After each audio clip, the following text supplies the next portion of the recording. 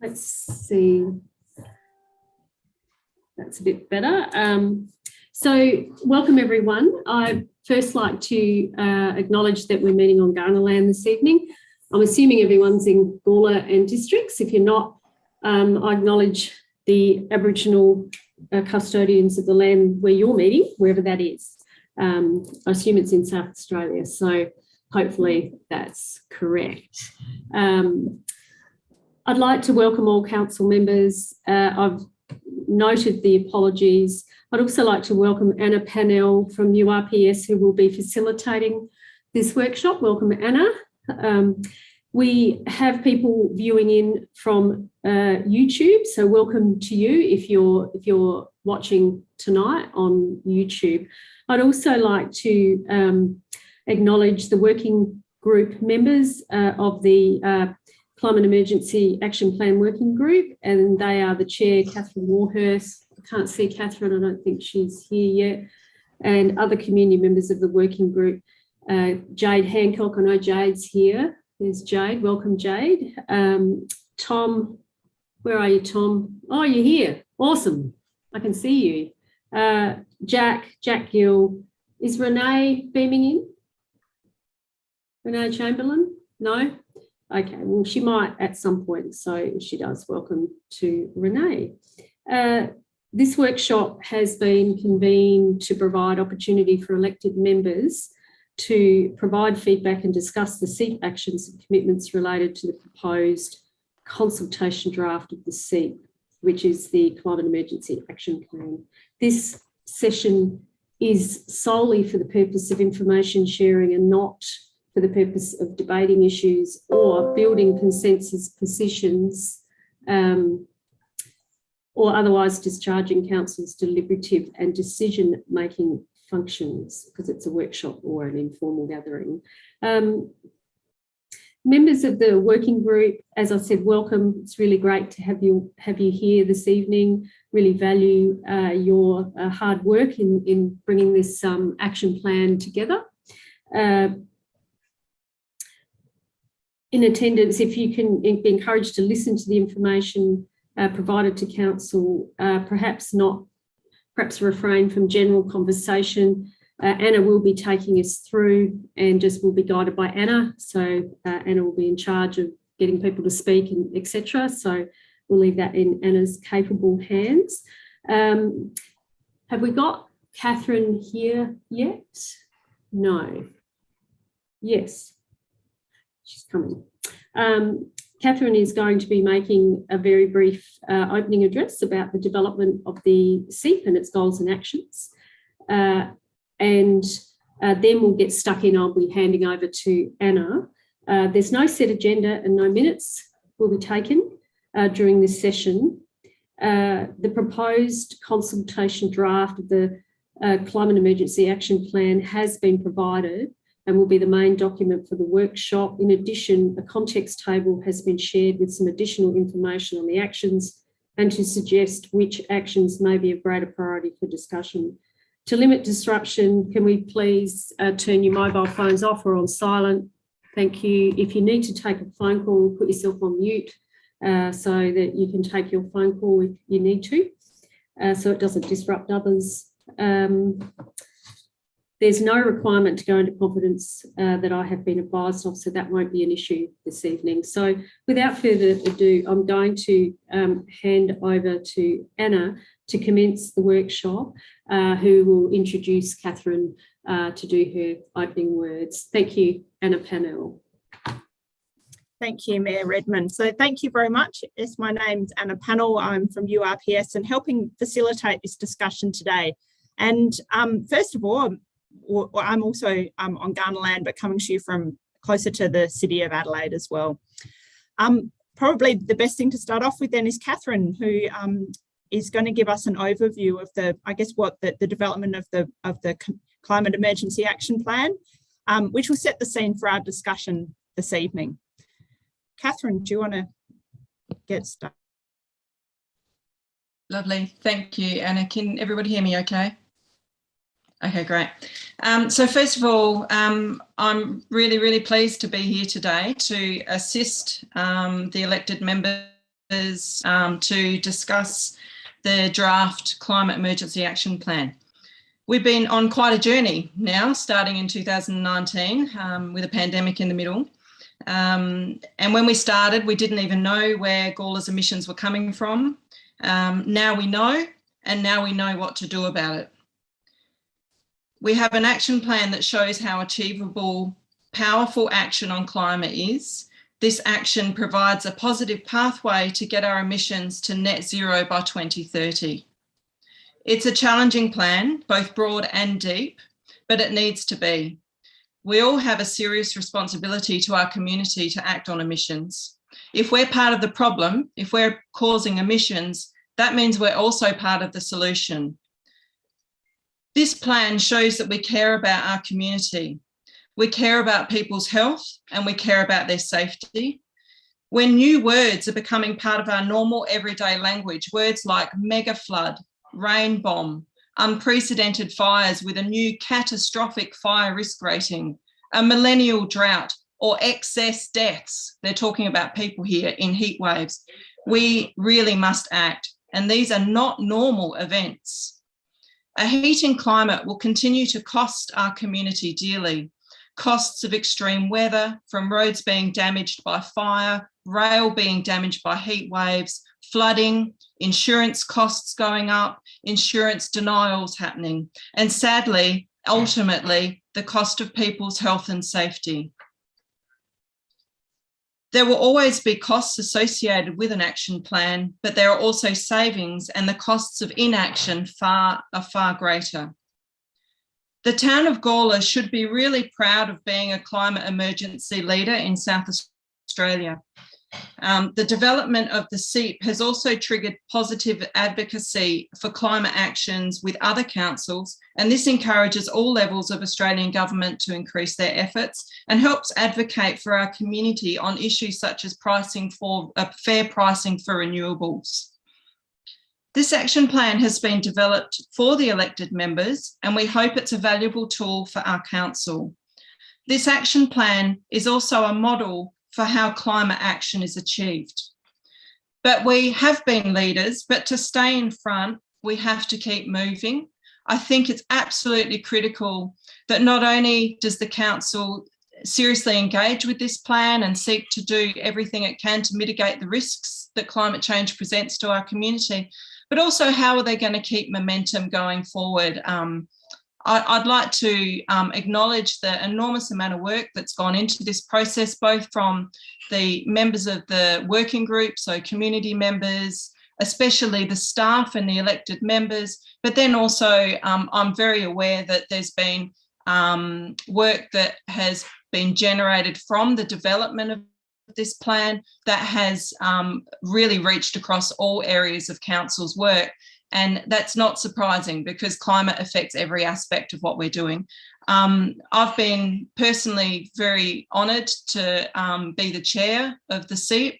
I'm very cognizant of both the deep responsibility that we have for our community to act on climate, and that so far we've gone a really long way to show that there's a fantastic pathway forward to do very significant action on climate.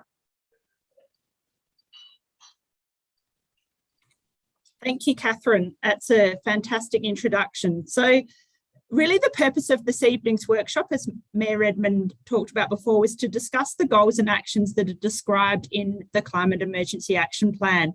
And hopefully you've had a chance to have a bit of a look at it and you're becoming more familiar with the way it's laid out. So this the Climate Emergency Action Plan describes goals and actions that relate to both community action and also council's operations. And there's a number of goals under each of those. There are 6 community goals and 7 goals for council operations, as well as a goal relating to monitoring, evaluation and improvement. So what we're going to do tonight is go through each of the goals that have been developed and the actions that have been identified to progress the goals in that plan.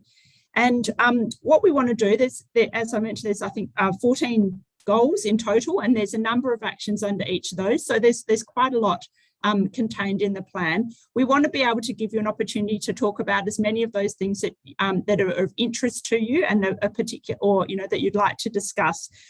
But because there are quite a lot of them, where there are things that everyone's happy with, we're going to move through those ones fairly quickly where we can. We'll just discuss, just sort of raise them. I think they're going to be shown on the screen for everybody shortly. As well, probably you're all very familiar now with the Zoom workshop process. There's when obviously we can only hear one person talking at a time, so if we can ask people just to not have you're all doing a great job having your speakers on mute. When you do want to talk, just either raise your hand or we'll sort of open it up and give everyone an opportunity, because we do really want to hear from all of you and give you all the opportunity to provide your comments and feedback on the draft plan. So moving forward then, let's get started talking about the plan. I think someone from the town of Gawler is going to share the screen with the actions up on that. Is that right? As we go through as well, I haven't been involved in the development of the plan. I've been reading it and I'm becoming more familiar with it. But if we do have technical questions, we've got Tim Kelly and Jack, as well as some of the members of the group that have been developing the plan together. So Tim has gone through the actions in the plan and done a bit of a first pass scan of the ones he thinks are going to be of most interest to more of you, of the elected members. And so they're the ones that we'll probably spend more time talking about. But of course, as I mentioned before, if there are any that you're interested in talking about more that haven't been identified as these orange and red ones, we're very welcome to raise questions or discuss those as well. So should we move down to the next, scrolling down the page? We're starting with the goals that relate to the community. So these are the goals that have been developed to help achieve this overall lead community goal that your community is empowered to achieve net zero emissions by 2030. So that's the lead goal across all of the community actions. And then there are, as I mentioned before, 6 goals underneath that lead goal. So I'm just going to go through. It sounds like it's, might be a little bit going through all of it. Hopefully it's going to be interesting for everyone as well to hear and become, more familiar as well with what's in the actions for each goal. We're just going to go through each of them and I'll open it up for discussion. And if you've got any questions or would like to discuss anything on it, please, please do so. I also, if you don't start talking, I might start picking on some of you to ask to check that you are all happy with it. I can see your faces, so hopefully if you're smiling and nodding, I'll take that as a bit of support for that as well. So this first goal that we've got is that communities have access to affordable 100% renewable electricity, and there are 2 actions that have been identified under this goal. So what they're about advocacy from council that's in relation to electricity pricing for renewable electricity. And the other one is about exploring and assessing partnerships for renewable electricity. Not sure if anyone would like to provide any feedback, or if you're generally in support of those. If you'd like to, you can nod or, yep, Councillor Koch. Yeah, I just want to, could someone please explain what it means about accessing local partnerships when it comes to energy, renewable energy? I'll hand over to Tim to respond to that. It's probably the best. Tim, you're on mute. Yes, thank you. I found the unmute button. Yes, this was about where there were opportunities for renewable electricity that were beyond the capability of the council to do by itself. So it might be that looking at larger scale renewable energy projects that could be done in collaboration with partners where there was a business case that would suit the town of Gawler and others. Does anybody else? Yep, Mayor Redmond. So thank you, Thank you, Anna and Tim. Just a further question. So we would go off-grid then? We wouldn't be using the grid? No, that's not correct, Karen. And I just want to add to Tim's comment, just to add some substance to it. We've also talking about like that that if the council decides to purchase a solar system via partners, those partners could be a community organization, and then people can contribute to the system development and the cost, and the council will pay repaid this via sort of a fair pricing that they will get for electricity. So how does the council win? Because the council is ratepayers. That's who we are. We're not a separate body. So you would most likely this would be like a long-term contract between the council and the third party, and long-term contract will sort of result in a more affordable electricity and 100% renewable electricity that is funded by possibly even local people themselves. So the ratepayers can be part of this development. It would be off-grid then. That's not on-grid. No, we are not going off-grid. This is all we are all connected to the grid, and the energy is just flowing through the network and coming to the end user throughout distribution network, SAPAR networks. So it's a private deal between individuals? No, it will be the deal between the council and a third party. And that third party could be a community organization that will sort of have a contract between that group of people or entities and council. But don't we do that now through the LGA? We get a much cheaper price because... But it's not necessarily 100% renewable. And the contract is short. This contract will be longer and with better outcome for the council. Right. Catherine or Tim, Catherine, do you want to add something else to some more to this discussion? Yeah, I think the intention for that particular 1.2 is around capturing awareness that there are many opportunities that might be of benefit to the council. We don't necessarily know what they're going to look like because the energy market is changing very quickly, but there's a lot of models that involve whether it's new ways of generating energy and distributing that energy, and those opportunities exist. But obviously so really that's just saying, yeah, we know those things exist and they're out there and they could be of benefit to the council. It's not trying to be prescriptive. It's just saying that we're aware that these things exist and that we should not close off to them because they could be of benefit to the council. And it's not saying we're definitely doing it or it's a certain type of thing. It's just that the energy market used to be, you plug your stuff in and you get your energy from, I don't know, whatever it used to be called before it was SAPN and all the power providers. So ETSA, you just, pay your power bill with ETSA.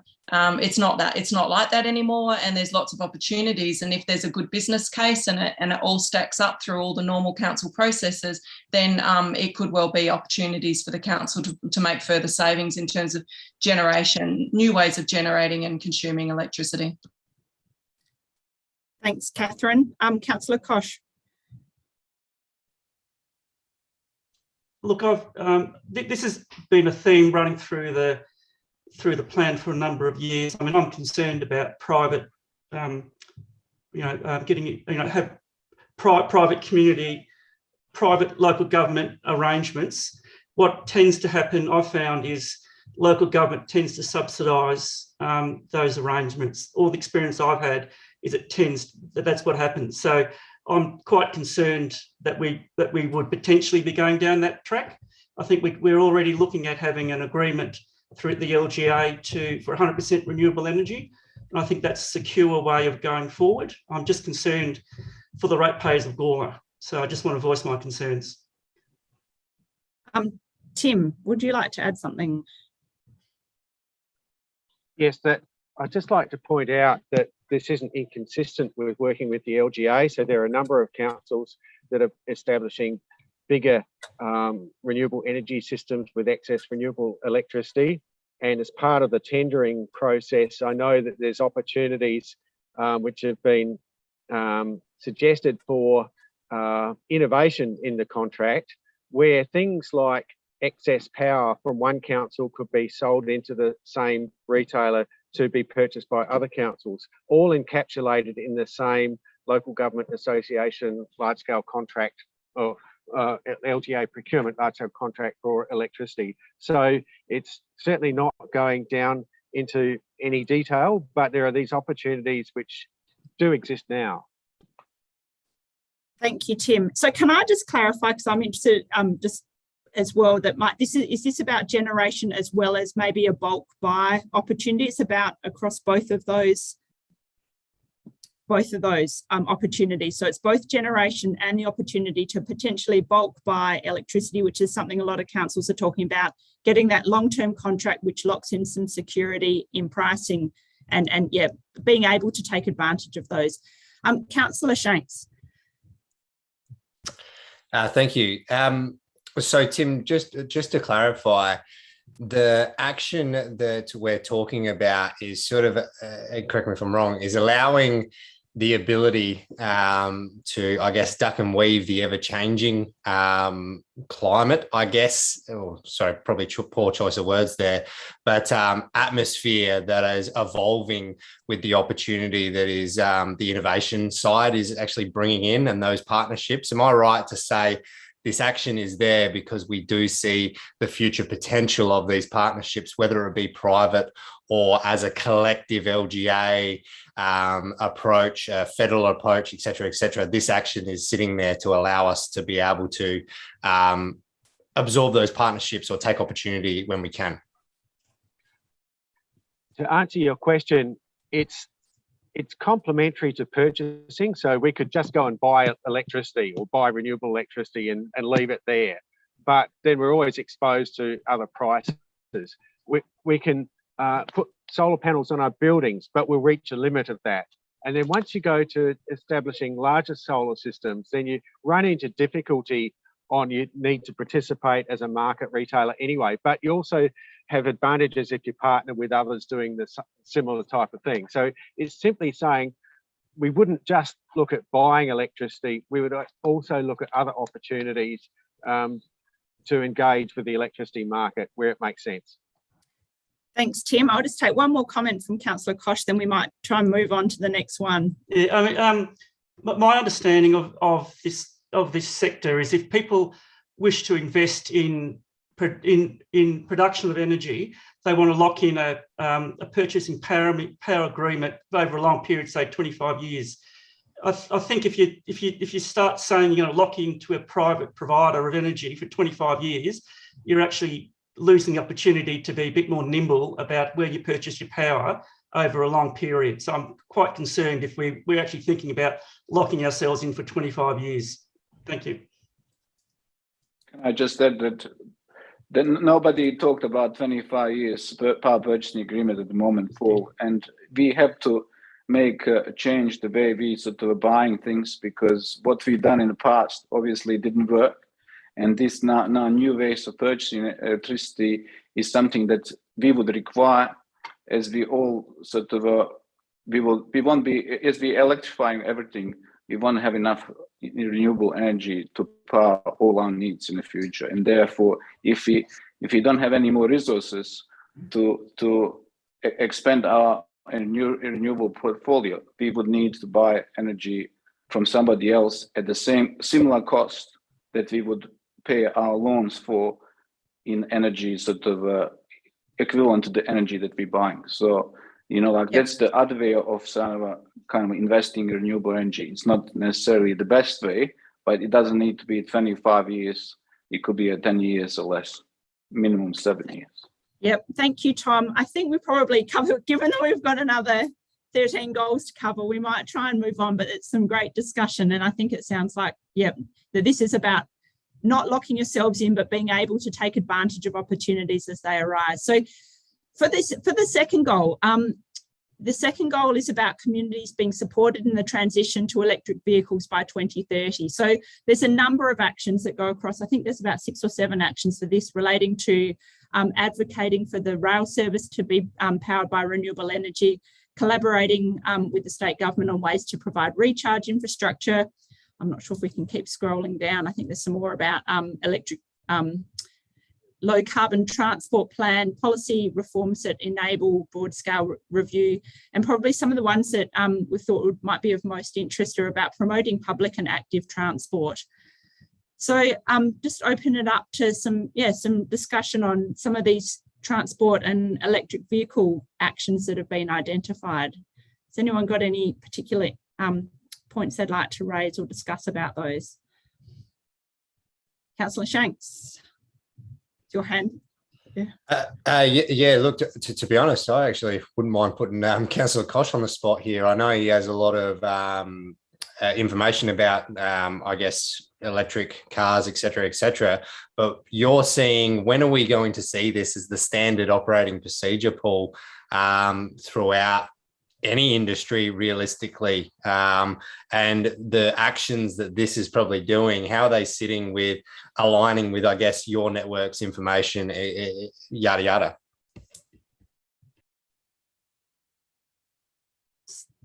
Just on Thanks for Dorothy Dix. Yes, just for Anne's point, just to let you know, I was the previous chair of AEVA in South Australia, the Australian Electrical Vehicle Association. So I'm quite plugged into the, pardon the pun, electric vehicles, been driving an electric car for 12 years. The issue we've got is the supply of electric cars. For example, at our recent AEVA meeting, we had 2 vehicles there from a dealer from Kia, and they said, yep, you can put a deposit down, it will be 18 months to 2 years before you get the car. The waiting list for a new electric car is blown out to about 18 months to 2 years. Oh, sorry, the waiting list is between 15 to 20,000 people for each model in Australia. The problem we have is that we don't have decent emission standards in Australia. So companies aren't bringing their cars to Australia. They're into North America and Europe. Also, we haven't applied Euro 6 when it comes to emissions. So we've got an issue there. I'm just concerned that the availability of electric vehicles in the short term, the medium term, will be very tight. And so that strategy is going to be very, very difficult. There's a company called BYD are bringing in a fair few cars, but that won't satisfy the market. MG have got some cars in, they're actually built in China. They're very low priced, they're an interesting car. So I think the issues around supply. And unless we have the federal government change their point of view on emission standards, we'll be always behind the 8 ball when it comes to availability of vehicles in Australia. And we'll always pay more anyway. So it's an issue, unfortunately. Yep. Thank you, Councillor Koch. I've been hearing that in a lot of work with a lot of other councils that are aiming for similar goals, and they're saying it's not we could do everything we can, but the market itself is holding us up. Yep. Mayor Redmond, would you like to provide some feedback on these actions? I know that the EV waiting list is extraordinarily long, and so we need to put that into context, but I don't think that affects some of these goals. I think they're good. I think one of our challenges, many of our challenges, is just getting decent transport, public transport, and getting people to use it. And it's not just our responsibility, it's the state government's core responsibility to provide public transport. And we've got a new government, so there's always a new opportunity. But I don't have any issues with some of these goals. I think they're good. They're good actions, but they're really challenging because for me, for example, I work in Woodville twice a week, and to catch a train, it would take me 2 hours there and 2 hours back. We can't catch a train at all at the moment. So hopefully the train comes back, and it will. But it's not a quick, and you cannot get any express trains before 7 a.m. So anybody who needs to get to work and be at work by 7:30, good luck with public transport. Most of the work is out. Most people in Gawler with ABS data, most people in Gawler work outside the town, and then people come into Gawler to work. That's our ABS data currently. Now that might change over time, but we choose where we want to work, and we can work anywhere we like. So it makes it very difficult with public transport. So that has been an ongoing issue that I don't think state government puts enough effort into in promoting and making flexible models. We can look at Mount Barker. They've got some really good flexible models up there that seem to be working. So we could look at some of those. So yeah, I don't have a problem with these. I think that they're good aims. And I think while we're waiting for electric cars and buses to come online, we can work on the advocacy, you know, in a positive way and get people to use it, because frankly, in Gawler, most people use their cars, and yeah, getting people onto public transport, it's just not efficient for people in the modern day. And I've also brought that up with Tony Braxton Smith, who's the chief executive of Transport, who says, "Oh well, that's all we can afford, and that's our population mass. So you just have to suck it up, basically." So you know, we do need to keep chipping away at that advocacy. Thank you. Councillor Fraser, you've got some feedback on this. Yes, I think with us not having had a train for so long, a lot of people have gone back to using their cars, and it's going to be difficult to get them back on the train. I think people get into a habit of doing something, and it will be difficult to get them back on the train. That's a very good point. Jack, have you got something you'd like to add to the? I was just going to add that also, I guess, COVID and sort of the work from home movement has added into the disconnect between the sort of the transport situation as well as a lack of a train in Gawler. Yep. Thank you, Jack. It's interesting as well. The thing I was thinking about was, you know, this delay in getting electric vehicles, maybe an opportunity to, I think it talks about, you know, charging infrastructure as well, that you do have time to, you know, you've got a little bit of lead time into when that, you know, a really greater uptake of electric vehicles does occur, so you can be ready for that. We might move on then to the next goal. If everyone seems happy with those goals, which is great. This next goal is about connected, safe and cooler walking and cycling routes. So obviously, it sounds like this goal is looking at active travel and how you can increase that by providing those cooler, greener and shaded routes. And the actions relating to these are about providing bicycle parking, having a pedestrian and cycling network that connects your key destinations, and making sure that those cycling and pedestrian networks are safe, comfortable and accessible, and have associated infrastructure. So I think, yeah, I guess those three things are great actions to progress active travel through the city. Councillor Fraser, did you have something else to add on these? Was your hand still up from before? Yeah, no, I do. Great. Sorry. It's really important for us to get on to the supermarkets to make sure they've got bike racks. At the moment, we've got a lot of really good biking trails around the town, but they're really just for leisure. You can't come down, you know, and do your shopping because there's nowhere to put your bike at the supermarket. Even to come down and do some, you know, go for a coffee, we're very restricted on where somebody can put their bike to do that. So we really do need to look at that, get away from just the idea of bike tracks are for leisure and have them there so that people can use them all the time. That's a great point. Councillor Davies.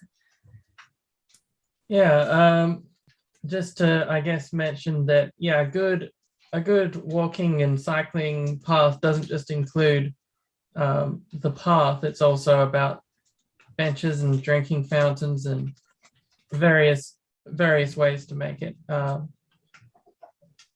more enjoyable or more viable to go along these paths. So that's something that I'd really like to see sometime. Just I don't know, maybe we can all go through a long walk and see the points where we're like, oh, I wish we had water right about now. But yeah, just, you know, making it not just that there's paths, but that it's a good place to be. It's a good point. Has anyone else got any feedback on these? Some great actions there. We might move on to the next one then. The next goal 4, is that the Gawler community is able to utilise existing and new technology and practices that reduce consumption of electricity at an affordable price. So here we're really thinking about the things that can be done to support the community to use less energy as well. So not just, I guess one of the things you're aiming to do is you're looking to reduce your emissions. Part of that is about transitioning to renewables, but it's also about reducing the total energy that's used. So there's some actions under this which talk about the building upgrade finance, the BUF scheme that your council has been partnering on with the state government. There's an action about collaborating with the LGA and state government for energy customers to access advice, finance and grants. So I think there's a number of grants currently available for businesses and individuals to do things like improve their energy efficiency through the building upgrade finance or other schemes as well. Mayor Redmond, I noticed your hand was up first. Thank you. I'm looking at 4.2, and in the context document, it's talking about a separate website. Are we actually talking about a page on our council website? Because our digital strategy, I'm pretty sure, says we should have one website and different pages dedicated to different areas. So I'm just trying to seek some clarification, because I wouldn't want a separate website altogether, but certainly a page would be more than appropriate. Yep, Tim's nodding. That sounds like, yep, maybe just a tweak of that action so it makes it clear it's just a page linked. I believe it's a page link within our existing website. It's not a standalone. Okay, and just I did hear somewhere, I'm not sure where, about a separate Facebook page. Is that part of the intention, or are we using our council website, which is the font of all knowledge, and making people go there to what's the thinking about that? Because we do have quite a lot of Facebook pages. What was that page in relation to? Maybe someone in relation to this particular action, or broadly across the project? Well, I think it's connected to this action. Tim, did you, or Jack, were you able to respond to that, or Henry? I'm not sure if your hands are up in relation. I can't remember the exact detail, but there's in the implementation and the further communications and engagement, this type of thing will have to be explored in more detail. We weren't wanting to make sort of final decisions or recommendations there. I was simply trying to put down notes to kind of explain what we meant by the action.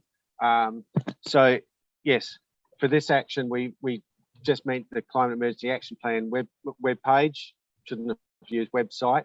For the bigger picture, I think we haven't actually arrived at a full implementation and communication strategy for the SEEP. I think that's work which really has yet to be done. So are we also talking about extra human resources for this? Not in 4.2. If there's more on the communications and engagement, we would we'll address that later on. I can't remember those, but 4.2 is really just about linking community with schemes that are already out there, like the residential energy efficiency scheme, or whatever it's currently called, because there's lots of advice and go-to places that community can access, but we're not necessarily connecting people with that advice, and it would be a little bit of extra work for staff to do, but not overwhelming. Because we already fund a full-time position, which is yours, which originally was designed to be cost neutral. That's in the environmental management plan, that your position is cost neutral, and I'm pretty sure you've achieved that, Tim, very admirably. But are we talking about more human resources? Because I did see that somewhere in here, I'm pretty sure. Maybe if I could jump in there. There's nothing in this plan that puts to me that we need to invest in any additional human resources at council to progress the initiatives, and we'll be doing it within the existing resources for the foreseeable future. Okay, thank you for that. Catherine, did you want to add something else to that point? No, okay, great. Henry, was there something else? That was just your hand up from before as well. All good.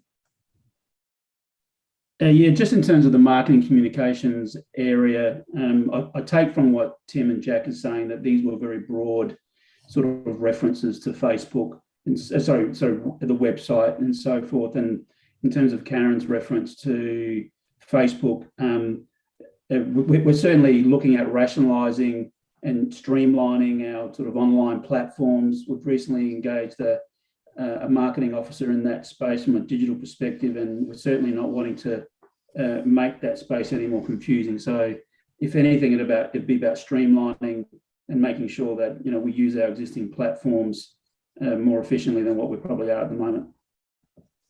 Thank you.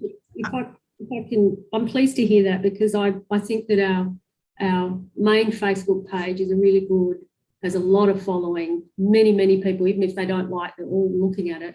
And I think it's a really good opportunity to really do a targeted campaign on this action plan. And I think we can do it in a cost-effective way, you know, so that the ratepayer says, oh, that we like what they're doing, we can see what they're doing. We don't have to go to multiple Facebook sites or multiple, we can go to one page, which is the Town of Gawler page, and we can get that information. And it might be a Facebook page, it might be LinkedIn, it might be, you know, Instagram, might be Twitter, but all of those are interlinked, and it's really cost effective to do one post multiple times. Thank you. Councillor Kosh.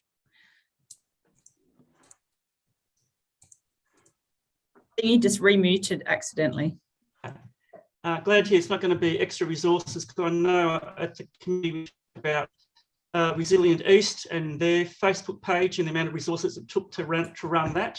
So I was, when I read that, I was concerned that would be looking at increasing the number of, you know, increasing FTEs, or, you know, not FTEs, but, you know, parts of FTEs to populate that website. So I'm glad to hear that that's not going to be the case. Thank you. Councillor Shanks.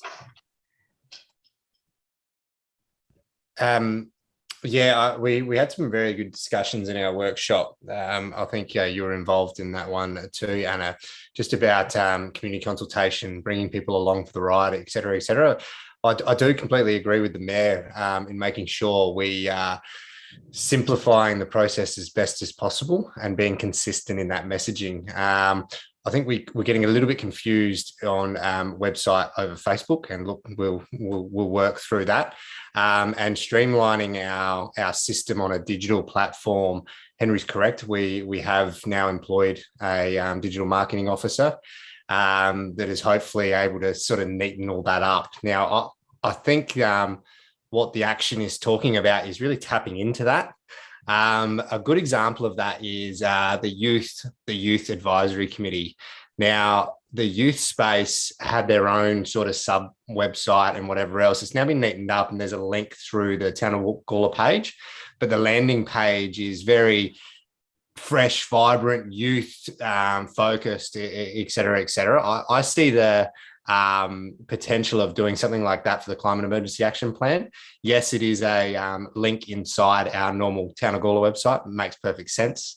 And we've got Town of Gawler Climate Emergency Plan. It continues on, but it's its own standalone link to a degree too that requires maybe the same amount of maintenance as any other link throughout a page. We're not reinventing the wheel, we're reusing what we already have, and then as the Mayor pointed out, you know, sharing that through our platforms, because we do have a good following. So tapping into that also gets that communication in tow. And that's not just about communicating where we're at with the plan, it's also communicating and championing for the success stories of what this plan is actually implemented. And really, again, consistently using that platform, because if you are able to create that platform and have an area where everyone knows to get information, whether they're there for another council item and then they're able to stray onto the Climate Emergency Action Plan, whatever it is, I think consistency is very important. And I see the value there. And I believe that's what the action is probably capturing really well. So yeah, just my comments. Thank you. Tom, I just noticed you've got your hand up as well. When we're talking about financing and of the climate emergency, obviously this work has never been done, and council would require some training of their own people to sort of overcome any cost expenditures. But however, I would like to mention that every time the council invests in solar, it's the kind of investment that provides the revenue that is coming back to the council.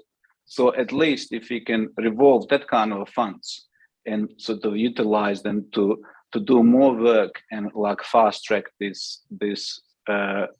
progress of what we're trying to do here. Thank you, Tom. I might move on now to the next goal if everyone's happy with those discussion points. I guess part of what the declaring a climate emergency about is also acknowledging that climate change is happening, and the communities need to be prepared to and supported to become more resilient and adapt to the changing climate. And this goal is really focused on that. So it's about supporting the communities to be resilient and prepared to cope with the increased frequency and severity of extreme weather, bushfire events, and other natural disasters. So underneath this, we've got a number of actions which are about engaging and collaborating with schools. So it's about using that mechanism through schools to get students and their families to help understand and plan for climate change. Supporting resilience through programs is the highly successful Red Cross's program, the Climate Ready Communities. And I'm not sure if there's one on the next page as well yet, which a couple more, having a climate change open day, where residents can look at businesses and households to see how other people are adapting, because certainly learning by doing is a really great way of doing things. And then continuing to participate in consultation and advocacy opportunities that will help build safer communities and the resilience of your community as well. I think that's the last one under the fives. Is that right? There's nothing but, yep, excellent. Councillor Koch, would you like to provide some discussion on these? Could you just scroll down so I can comment on those? No, up, sorry, just comment on those two. The first one, I don't think it's council's remit to be working in the state government or private school sector. I don't think we haven't got the resources, we haven't got the expertise, we haven't got, I don't think our ratepayers should be subsidising the state and private education programs. Secondly, I don't think we should be specifically funding the Red Cross Climate Ready program, because that's what it says in the plan. It actually said that we would funding. I think both of those are, that's a worthy program, but I don't think it's appropriate that we should be using council ratepayers funds for those programs. If people want to donate to those, that's fine. The state government should be coming to the party and funding those. I think I'm just really concerned that the rate that this is putting more pressure on the ratepayers of Gawler. I just want to comment on Tom's comment about savings from environmental programs. That money should be used to drive rates down. That's what it's there for.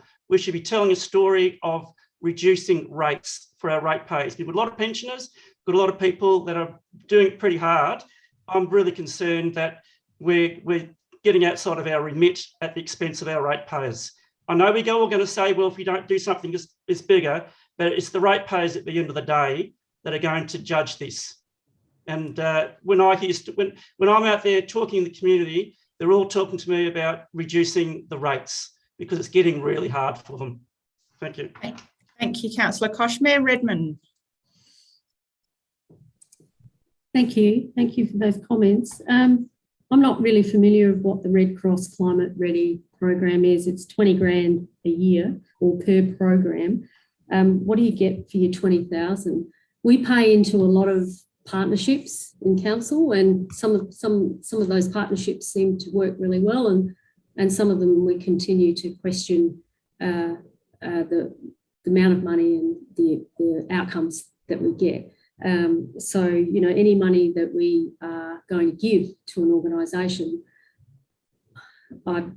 I'd like to know, can we do that ourselves? Can we, can we do that within existing resources? We heard before that we could deliver this plan within existing resources. So now we're being asked to pay an extra 20,000. So I just want to know why. That might be a question for Jack or Henry or Tim to respond to. I can advise what the Red Cross Climate Ready Communities is about. I'm not going to sort of push any agenda here, but what that program has done is it's worked with local communities about improving their awareness of their climate risks to heat waves, to bushfire, to flooding, and work with them to understand the risks and build their own resilience and community networks. I know in the area of bushfire climate ready communities, I've done quite a bit of work with the Adelaide Hills and Resilient East, and they've been quite successful in actually sort of getting communities to build their own resilience, their own networks, so that they're not so that they're ready for when the extreme events happen, so that they have better information on how to respond to climate risks, so that they understand more about the risks of heat waves and what they can do to make their households and residences greener, but also bushfire safe and those types of things. So that's what it's about. 20,000 was the upper bound. I know that there've been partnerships which have sort of pulled together co-funding from different partners to bring those costs down, but the programs themselves have been quite welcome when you can get enough of the community to participate. And that's also a risk, is you don't want to run a program if you've only got 3 community participants, but if you can get a big group, that's what it's aimed for. Thank you, Tim. I've got some hands up from members of the working group. So I've now forgotten if you're the working group or working party. Sorry, I've forgotten. But anyway, Jack, your hand's been up for a while. Did you have something you'd like to add? Sure. I just wanted to comment on Councillor Koch's comment on 5.1 in that the Gawler Youth Advisory Committee can play a role in the connection between council and schools, given that's, I mean, most of us are school kids. I mean, I'm uni, and there is an opportunity down the line. We don't know how it would look, but there's a way that we can do that in-house and have a positive impact and potentially have a meaningful relationship between the action plan and schools. So there's an opportunity there that I think would be quite interesting and sort of be fleshed out in the future.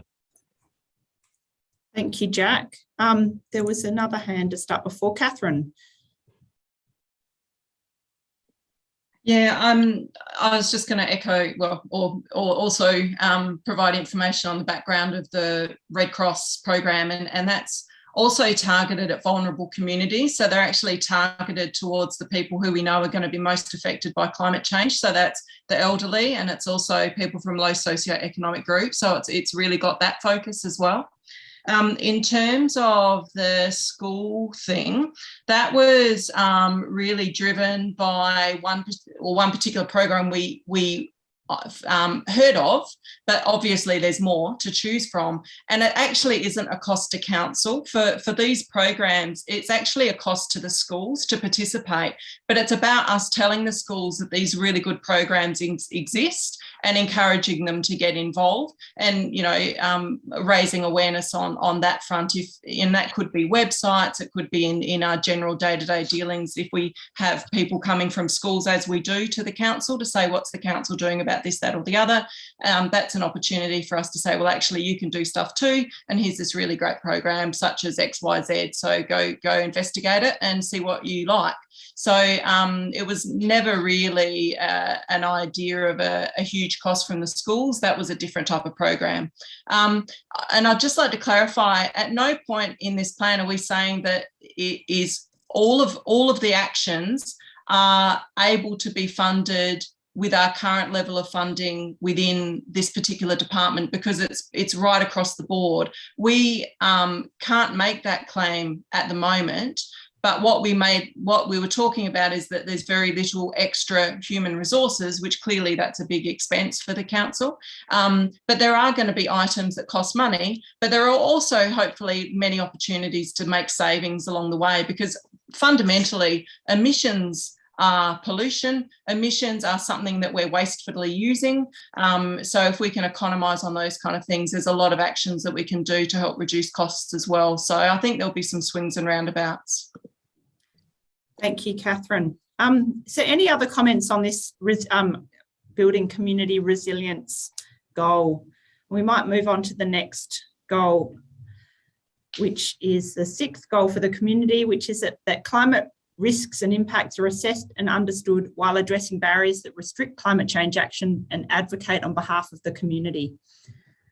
So that's I get quite a long goal about understanding the risks and impacts from climate change by the community. And there's a number of actions here which are about that communities have access to advice and information so that they can make informed decisions about the actions they're going to take to prepare for climate change and the impacts of that, the more frequent and extreme weather events.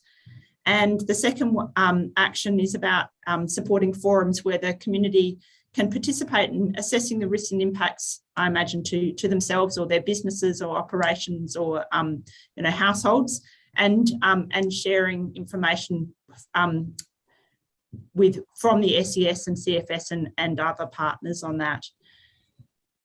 Mayor Redmond, like to provide some feedback on that?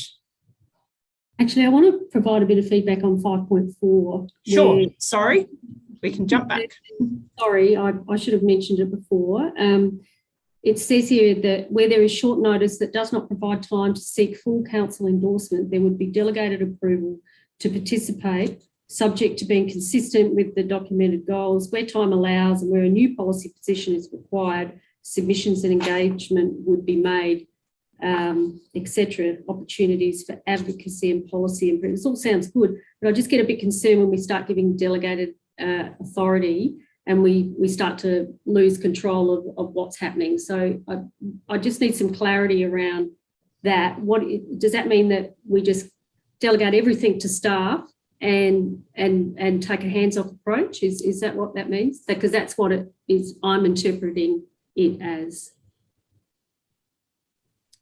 Tim or Henry, it might be I'm happy to respond because they're my words that are down there, and really it's a reflection that these are my notes. These columns on the right-hand side are not the official climate emergency action plan, and I guess it relates to the difficulties sometimes we have. I'm happy to work through all of this with council to ensure that we've always got the right level of authority and not seeking to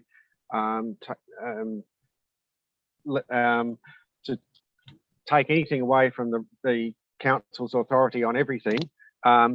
Sometimes we just don't have time enough to respond to things, and that's an issue, and it probably reflects that tension, but they're just my words for discussion. So happy to discuss that with Mayor Redmond or elected members, and it shouldn't detract from the plan. If I've got that a bit wrong, I apologise. No, I'm not suggesting anything's wrong. I just need some clarity around, because we can call a special council meeting within 4 hours. So, I just get a bit nervous when I see that, because if it, yes, we are the decision-making body. We've been elected to that role, and I think that, yeah, I like to know what's going on now. I think there's a role for delegated authority, absolutely, because you need delegations to be able to function. But I think this is a really important plan, and elected members want to be a part of it. And I think if we have too much delegated authority, you'll risk losing some elected members because they won't know what's going on. That's all. Yeah, understood. Thank you. Maybe we'll move back to goal 6, if that's okay with everybody, about supporting the community to understand the risks and impacts to them. And I imagine this includes businesses and households in the broader sense of the community. Hopefully that's correct, Tim. Is there any feedback on these two actions about providing communities with information about household and business resilience and supporting forums and sharing ideas? Sounds like everyone's pretty happy. Councillor Koch? Yes, so is this only just linking people to existing government sites? It's not about linking people to private businesses? Tim, I'll hand that to, yep, Tim's nodding, yes. Yeah, to existing information. So avoiding, I guess, avoiding duplication of effort in creating new resources that support the communities when there's already, I imagine that's what it's about. Jack, sorry, would you like to add to that? No, it's exactly what you just said, Anna, Councillor Koch. It's definitely not going outside of what's already there and then just linking it to what's already being provided by those agencies. That sounds, yep. Certainly that's something increasing numbers of councils are doing that. Other councils as well have been projects we've been working on doing very similar things. Jack, sorry, was your hand up? Sorry, I'm too slow for raising my hand. Sorry about that. And a lot of the work that we've done through the LGA in the emergency management area highlights a lot of this work as well. So there will be clear synergies with that work that we've done in our council's own emergency management plan that sort of fits within this from a climate perspective, and that features quite heavily in the documentation that the LGA has already produced. So there's going to be great, I think, links to that work already and with what we've done. Thank you, Jack. Is there any other feedback on these two, or generally supportive of these two actions? Looks like everyone's pretty happy and nodding.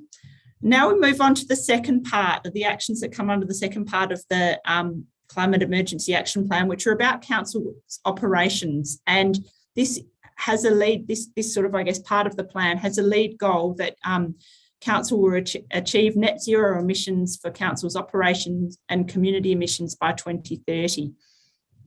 So this is, this is obviously setting yourself, a great goal to head towards. And underneath that, we've got a number of other goals that will help progress and actions help progress that. The first one, talking about a 25% improvement in efficiency for buildings and operations that require electricity by 2027. So the actions under this relate to street lighting, replacing street lights with LEDs through the town of Gawler, using smart technologies to optimise the use of those street lights, developing and establishing an energy efficiency upgrade program. And I think was there another one underneath that? Yep. And looking at the cost of establishing the Aquatic Centre as a carbon neutral operation. So I'm not sure if you've got some interest or feedback on some of these actions. Councillor Koch? Yes, when it talks about the Aquatic Centre, I'm sure I read it in the plan somewhere. It was also to aim to get climate active carbon neutral certification for the swimming pool, and then that you used as a template for the rest of the town. Now, when I look at that program, it talks about reducing scope 1, 2 and 3 emissions. And then where you can't reduce those emissions, you then buy offsets. Now, I just want to get a clear understanding here, whether we're looking at our community having to buy offsets to offset scope 1, 2 and 3 emissions. Tim, call on you. Yes, thank you. Thank you, Councillor Koch. For the swimming pool, the vast majority of emissions are related to electricity and gas consumption. Now, if the council transitions over to 100% renewables through the new LGA procurement contract, well, then its electricity will be treated as carbon neutral electricity. If it can transition from the current gas heating to heat pumps for all or the vast majority of its pool heating, well, then that would reduce the gas consumption and the gas emissions as well. And then the remaining emissions would be a very low number. So if the town of Gawler was looking to trial carbon neutrality, picking a site like the swimming pool is probably not a bad one to go through the process to learn by doing. And that was why it was put forward as a trial site to trial carbon neutrality. So you would learn all of the things that you need to learn through that site to determine whether you can then proceed on to other council operations. So that's what it was, but you would need to buy offsets for all of the emissions that you cannot eliminate by switching away from gas and onto renewable electricity. And there's those Scope 3 emissions that you would need to offset, but they'd be relatively low in the scale of the emissions from that site. Yeah, so we just need to be very clear with our community that what we're actually saying there is that if we want to go to carbon neutral at the swimming pool, we're buying offsets, and this would be potentially a template to see whether we could do that across our town, and therefore we'll be potentially buying offsets across our town for all the Scope 1, 2 and 3 emissions. So we just need to be very clear with the community that that's what we're saying. I think perhaps we're going to a step that's a bit too far by saying all of that, because you may not need to buy offsets for Scope 2 emissions if you're buying 100% renewable electricity. You may not need many Scope 1 emissions to be offset if you're not causing many Scope 1 emissions. So you wouldn't be causing any Scope 1 emissions at the pool itself, other than maybe for some vehicles driving to and from the site for staff. So I think you could provide too much information and confuse people, but I agree that you'd need to be upfront, that you would need to buy some offsets to offset the emissions that you cannot otherwise avoid. Yeah, so I think we need to be really upfront with everybody that it sounds very nice, and you think, oh, well, we can do this just by doing something over here. But in the reality, to become climate active, carbon neutral certificate, to be certified in that program, you need to buy offsets. And again, that potentially is hurting the pensioners of Gawler. Thank you, Councillor Koch. I was about to go to Mayor Redmond, but Henry, were you going to respond to that particular comment as well? I just noticed your hand go up in the middle of the conversation. No, I'm happy to wait for Karen after she Sure. makes her comments. That's fine. It's Mayor Redmond. Sorry, back to you. Thank you. One of the challenges of our swimming pool is it's 50 metres, it's outdoors. It has a very deep shallow end, and it has an enormously deep end. It's a very old style pool. We used to have a diving school in Gawler, and they used the deep end. They needed it, not so much anymore. That's one of the biggest challenges of heating that type of pool. Now, ultimately, if we get millions of dollars, we might be able to change that. But from moving directly through to an alternative heat source, I think will be a challenge, and I think we might need to step through that process. I think we need to do a comparative analysis. Many of the heat pumps used are on 25 metre, very consistently levelled pools. They don't have an old ageing pool that we have with an exceptionally deep end, which creates challenges. And so I think that we need to think fairly flexibly about how we heat that pool going forward, so it doesn't become too cold for little ones and it becomes a no-go area for people who go, oh, it's just too cold, I don't want to use that pool. So I think we need to step carefully through. Again, I've looked very carefully through this. I've talked to staff about this as well. And I think we can potentially achieve it, probably with a new pool. But with our current deep end the way it is, it creates enormous challenges to heat things. And heat pumps, I don't know if there's a heat pump that is being used to heat a pool exactly like ours with the same nuances and uniqueness So I think we need to step carefully through that so that we actually get a comparative heat or comfortableness, if there's such a word, outcome for consumers. People want to use the pool, but if it's too cold, they won't. So we need to be really mindful of people's comfort levels. And, you know, if it gets really cold, older people will cramp up and they won't be able to get out of the pool. I can tell you that right now. So you know, we need to step through this carefully. So I do get a little bit concerned when I read, and I'm looking at 9.1, but it is connected to this goal as well, that we just need to be careful about how we introduce these new technologies, knowing that yes, we want renewable energy, and yes, that's exactly where we need to go, but we need to think carefully about the comfort level of our consumers who use the pool, who might turn away because it's too cold. So I'm looking forward to the investigation of that, because I think it is worthy of doing that investigation around heat pumps and see if it can be achieved.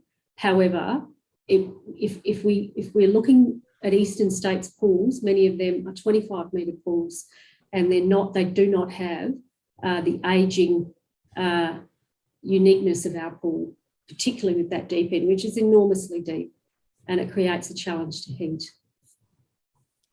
Thank you. Henry, did you want to add something back to the discussion? Yeah, well, just further to what Karen was just saying, which is the essence of what I was about to say, which is that we are doing some investigations, as you may all be aware, relative to the pool.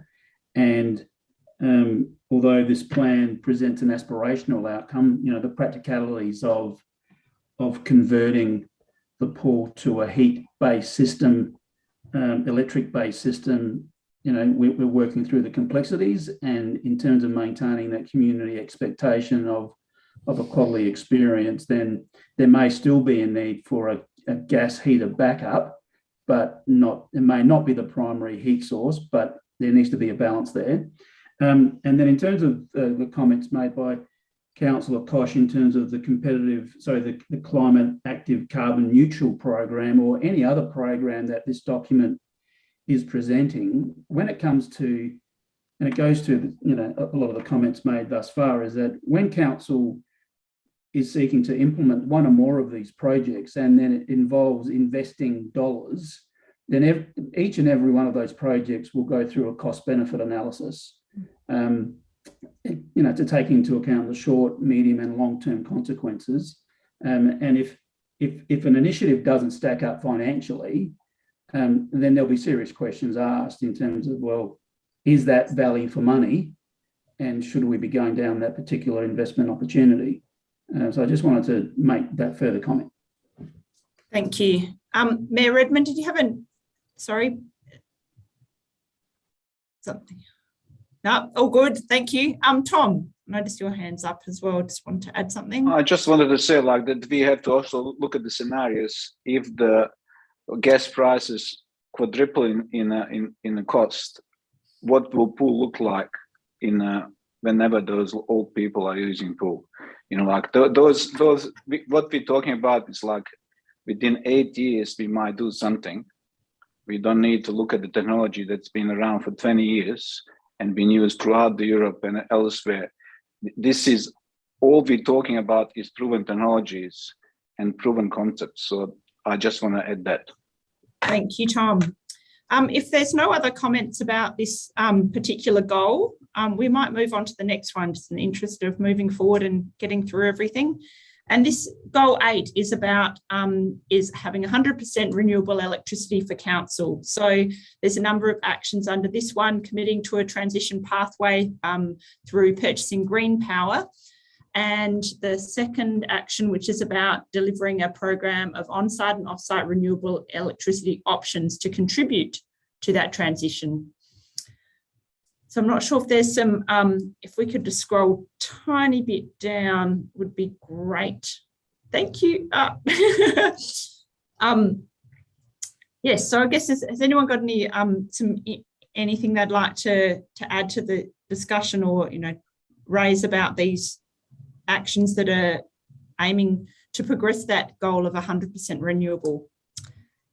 Councillor Koch.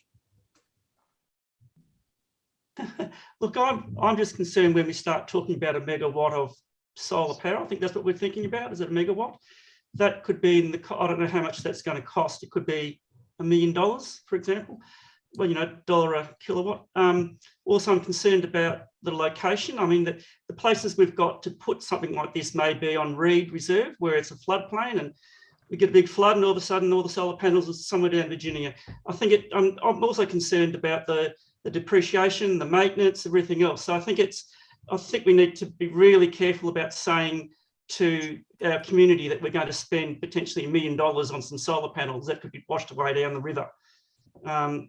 You know, so we really need to do a really good business plan. So yeah, that's just my comments.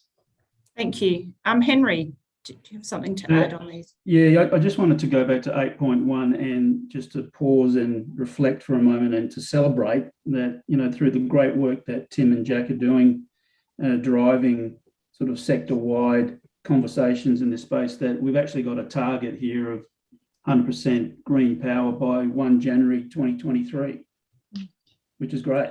Fantastic. Just want to acknowledge that. That's great news. Well done. Just a bit more information on that, if I might, Anna. Sure. So what the LGA procurement have come back with through market sounding is that the market has suggested that a 100% renewable electricity contract should be achievable, costing less money than we're currently paying right now for standard electricity. So that means that the prices have dropped considerably. There's still a premium compared to not paying for any renewable electricity at all, but the market rates are showing, are looking really promising. And what we've been having discussions with is about South Australian councils all coming together with LGA procurement to deliver the best possible price to get as many councils onto 100% renewables as we could. And that's really impacting on the way the market has responded and is helping keep those prices as low as possible. Thanks, Tim. Mayor Redmond. I'd just like to echo Tim's comments. I'm on the Garrock committee, Greater Adelaide Regional Council, and Tim Kelly, with his leadership through those working parties, is making a real difference to the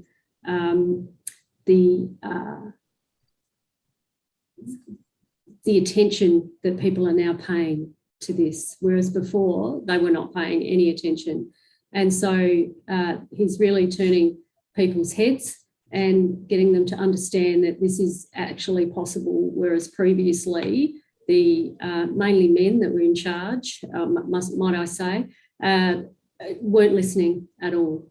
And so, yeah, I think we should celebrate Tim's advocacy and leadership and getting people to understand that it is actually possible to do this. And more, particularly regional councils, are getting on board, whereas before they were a little bit reticent because they were being fed perhaps some misinformation. I don't think it was deliberate, but I think people just didn't understand how they would go about this. So, yeah, I think we really need to understand the role that Tim and Jack are playing in this space at the state level, which is great. Fantastic. On that excellent note, should we move on to the next? It sounds like then there's support for these. These are generally supported. We might move on to the next goal, goal 9, which is about transitioning gas to renewables by 2030. So this is about councils' operations, and action 9.1 is similar to the, I guess, is very strongly linked to the action we talked about before for the Gawler Aquatic Centre, but it's just about that particular part of the Aquatic Centre, which is alternate heating for the waters, for the pool, so switching that away from gas. And then the other action 9.2 is transitioning all the other sites away from gas to electric technology. So it mentions there's a number of sites that use gas for heating or cooking as well, and that they would be transitioned away from gas by 2030 is the aim. Councillor Shanks. Just to clarify there, our other sites that do use gas, our main consumption by far of gas is the swimming pool alone, isn't it? Like I'm talking like 98% of our consumption is the swimming pool and 2% is other. Is that correct? Yeah. Yep. Okay. Cheers. Thumbs up everywhere. So that's going to make that one action will have a big impact on the council's gas use. Is there any other feedback on those two? Sorry. If I could just add on to that. Yeah, I guess that is sort of the point. It's about the feasibility, and I completely understand making sure that we have a strategical approach and making sure that we're not jumping the gun on some technologies that might be outdated very soon, et cetera, but the strategy here and the focus. I mean, we need to lower our emissions, our usage on a non-renewable resource like gas as best we can. And, you know, if we're going to target the 98% user, makes perfect sense. But I completely agree with making sure that we also don't sacrifice amenity and consumer usability in doing so. So it's going to be a tricky area to navigate through. But that said, you know, the advancement of building technologies that have happened just in the last 10 years and that are forcibly happening quicker and quicker, I'm optimistic that there is a solution out there, Australia-wide, worldwide, that I think we owe it to unpack, especially if we know that the swimming pool alone is such a big consumer of such a scope 1 emission that we want to get away from. So yeah. Looking at it now, we might not have the solutions, but as Tom pointed out before, you know, this might be a 7-8 year solution, but getting it right is paramount to really lowering that. And we don't want to find ourselves in the point of going, look, it's going to be too hard. It's hindering because of this, and this. I think we can, the aspirational overarching point, I think, keeps us looking at these potentials and the potential on lowering that 98%. I mean, it's fantastic, realistically. The heating and cooling of cooking equipment, hot water and whatever, they're really simple changes, realistically, because the technology already exists around them. So, yeah, I'm looking forward to seeing what work we can do collaboratively to see what we can do to solve this problem and maybe show other councils that are in similar positions what they can do. Thank you. Councillor Koch. Yeah, thanks. Oh, look, gas is an interesting one. I think that, you know, when we look at the emissions in the town, we're 1% and the community's 99%. So I suppose we're trying to demonstrate what to do. But I mean, but I don't know whether we can actually. I don't know where we go, because I mean, I've got this from, you know, the gas people, where they're going to come in and upgrade all some of the gas lines in my area, and they're quite, you know, that's their business, is selling gas, and I don't think they're going to be really, you know, overly keen to give up their customers in the short term, even the medium term.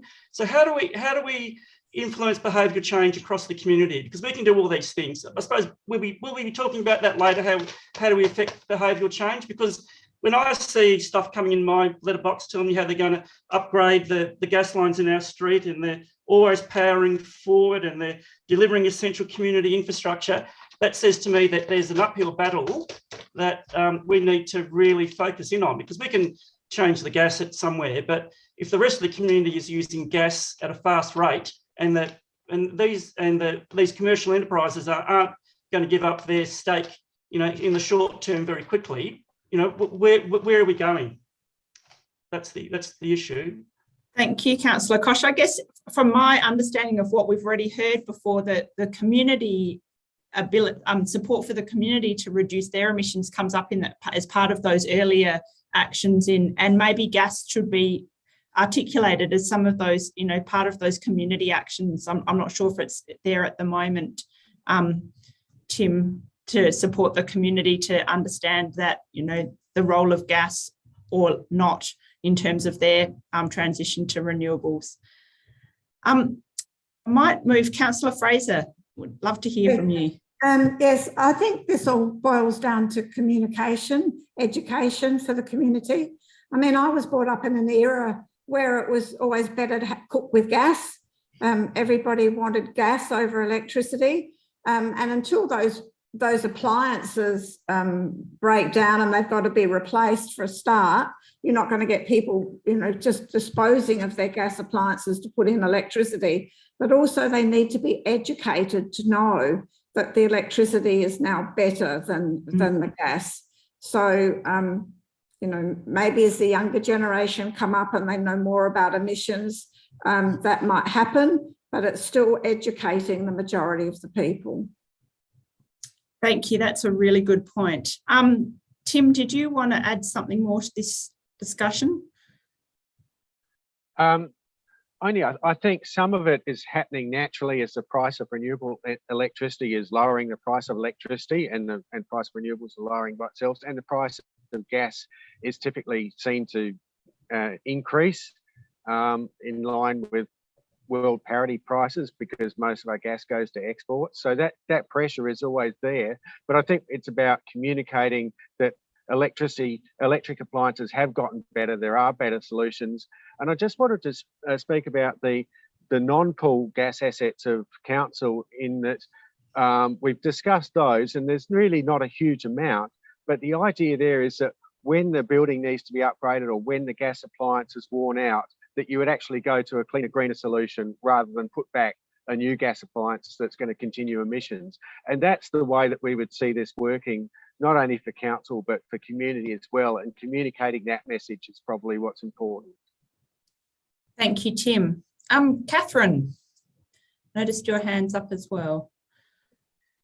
Yeah, I mean, I totally agree with all the comments that people are making around community education, so Councillor Fraser's comments and others. But this particular action relates to council's own actions. It's not the community action that was earlier. Yes. And I acknowledge that, for instance, changing over the pool is complicated, and it's got to have very thorough investigation, both in terms of the technology that's available, but also in terms of the business case and making sure that it's all cost efficient. But these are the hard decisions that we have to make for our safety in our community, and the pool is not on our action plan by accident. If you look at page 61 of the main document, the big document, it gives you an idea of where our emissions from the council are coming from, and it shows you that 7% of all of council's emissions are from natural gas, and we know that nearly all of that is from the pool. What's the other gas sources of emissions is absolutely minimal across the council. So 7% is a really big chunk. It's a really big chunk, and we really need to find ways of doing it. And absolutely, it's hard, and absolutely there are challenges. But this is an emergency, so we really have to grapple with these things, and we really have to try and fight our way through to make sure that we solve these problems, because yes, they're difficult problems, but I've got absolute faith as a community we can work through these problems in a very sensible and constructive and practical way. Thank you, Catherine. Tim, is your hand still up from just before? Yep, you're all fine.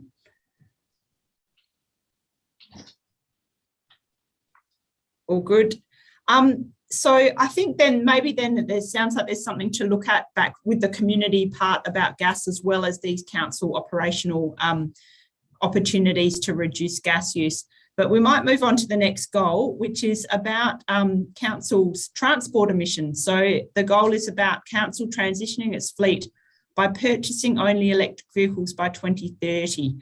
So it's obviously a great goal towards that, assuming all the vehicles are available for them to purchase by that point. Hopefully the supply increases and that's possible too, but we've got some actions underneath that which are about having a trial of a fully electric vehicle for the light vehicle fleet, ensuring for every vehicle that's going to be replaced that a life cycle cost comparison is undertaken. And I think there's some underneath down is about an EV transition plan that costs. So what would be the cost of achieving this goal, which is about transitioning all your vehicles to electric. Having a policy a procurement policy that requires electric vehicles to light vehicles to be electric, and later on past that date at 2030, a policy for heavy vehicles to be electric as well. So there's I'm not sure how many vehicles you've got, but I'd be interested to know that too. Councillor Fraser, you've got some ideas about this. Yes, it looks like we need to look at our vehicles well in advance, not wait till they're ready to be changed over. If we can't purchase them, then this is not going to work. Thank you. That's a good point. And I guess that's the planning, that transition plan is going to help inform those decisions. Is there anyone else that would like to provide any feedback on these vehicle actions?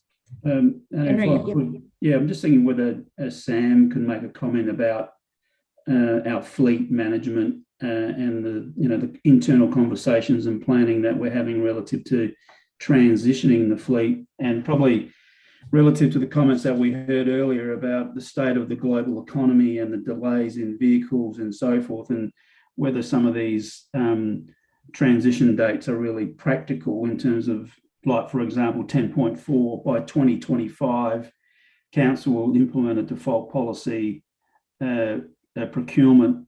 Now, is again, given the changing climate here in the landscape, yes, we can change our policy, but I wouldn't want people to think that by 2025 we would have completely transitioned our light fleet, for example. But I might get Sam just to talk about where we're at in that regard. Yeah, thank you, Henry. Funny enough, we had an EV working group meeting this afternoon. So it's certainly a focus and a challenge in the current circumstance. There's regulatory challenges and just internally that we need to go through. There's challenges in sourcing vehicles that provide the equivalent service or can satisfy internal customer requirements with respect to their particular use. We are committed to EVs. We've got money in the budget, certainly in 21-22 for this trial. We are about to push the button on an acquisition for a pool vehicle and are looking at another option. But as being said in all the rhetoric and all the conversations earlier, the difficulty is sourcing the vehicle and also making sure that it's fit for purpose, knowing that in the next 6-12 months, there's a better equivalent, a better vehicle that will provide greater functionality, quicker charging coming. So we're working through all those nuances at the moment. In terms of the transition plan, we actually have got a cost from a consultant that's presented to the internal working group. And it's something we are looking through Tim and Jack's team to present a report to the IES committee shortly on to give a bit of an update in this particular matter. And part of the update will be the transition plan and the cost and how we might move forward in that space, because there is a lot of work to be done. Charging infrastructure is a significant barrier, and in terms of and it provides a lot of internal. It's a specific barrier to the use of those electric vehicles, and something that we need to work through. But there's certainly, we're well advanced in that space. We're sort of well advanced with conversations we're having with various manufacturers. We're trying to get trial vehicles over from interstate so that we can actually provide some validation to staff at Town of Gawler, but also in the sector. And we've already had conversations a couple of weeks ago with the LGA in terms of spruiking that vehicle once it arrives, and trying to share that resource across multiple different LGAs to get increase the uptake. So almost advocating on behalf of the sector as well. So we're doing lots of things in this space. It is a bit of a slow burn, I think, as Henry said, in terms of is it realistic in 2025?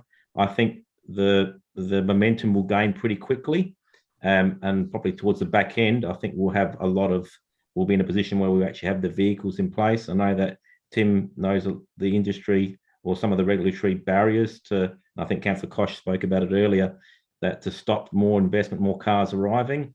Hopefully the back end of by the mid-20s, we'll have, be past those hurdles.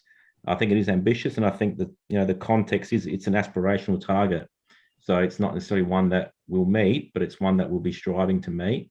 And the final note I will say is that the complicating factor in this is that there are employment contracts in place with private use allocations for vehicles where people require certain elements or expect, whether it's towing capability or a 7-seat capacity, and there just isn't a lot of room in the market at the moment with the EVs that are available. Thank you, Sam. That's great background to these actions as well. Is there any other feedback on these actions about the electric vehicle transition? We might move. Yeah, Councillor Sambell, great to hear from you. You're on mute at the moment. Yeah, no worries. If I may, to Sam, I attended the field days at Freeling on Friday and spoke to 2 different council representatives, and also to the people there that have got cars. And Barossa Valley Toyota, which sell a hell of a lot of cars, and also Stoneborner, their new car fleet, if you ordered one tomorrow, you wouldn't get it for 12 months. That's how serious the whole thing is. And 2 of the council representatives that I spoke to close by to us have now extended the time that they keep the vehicles that they have now.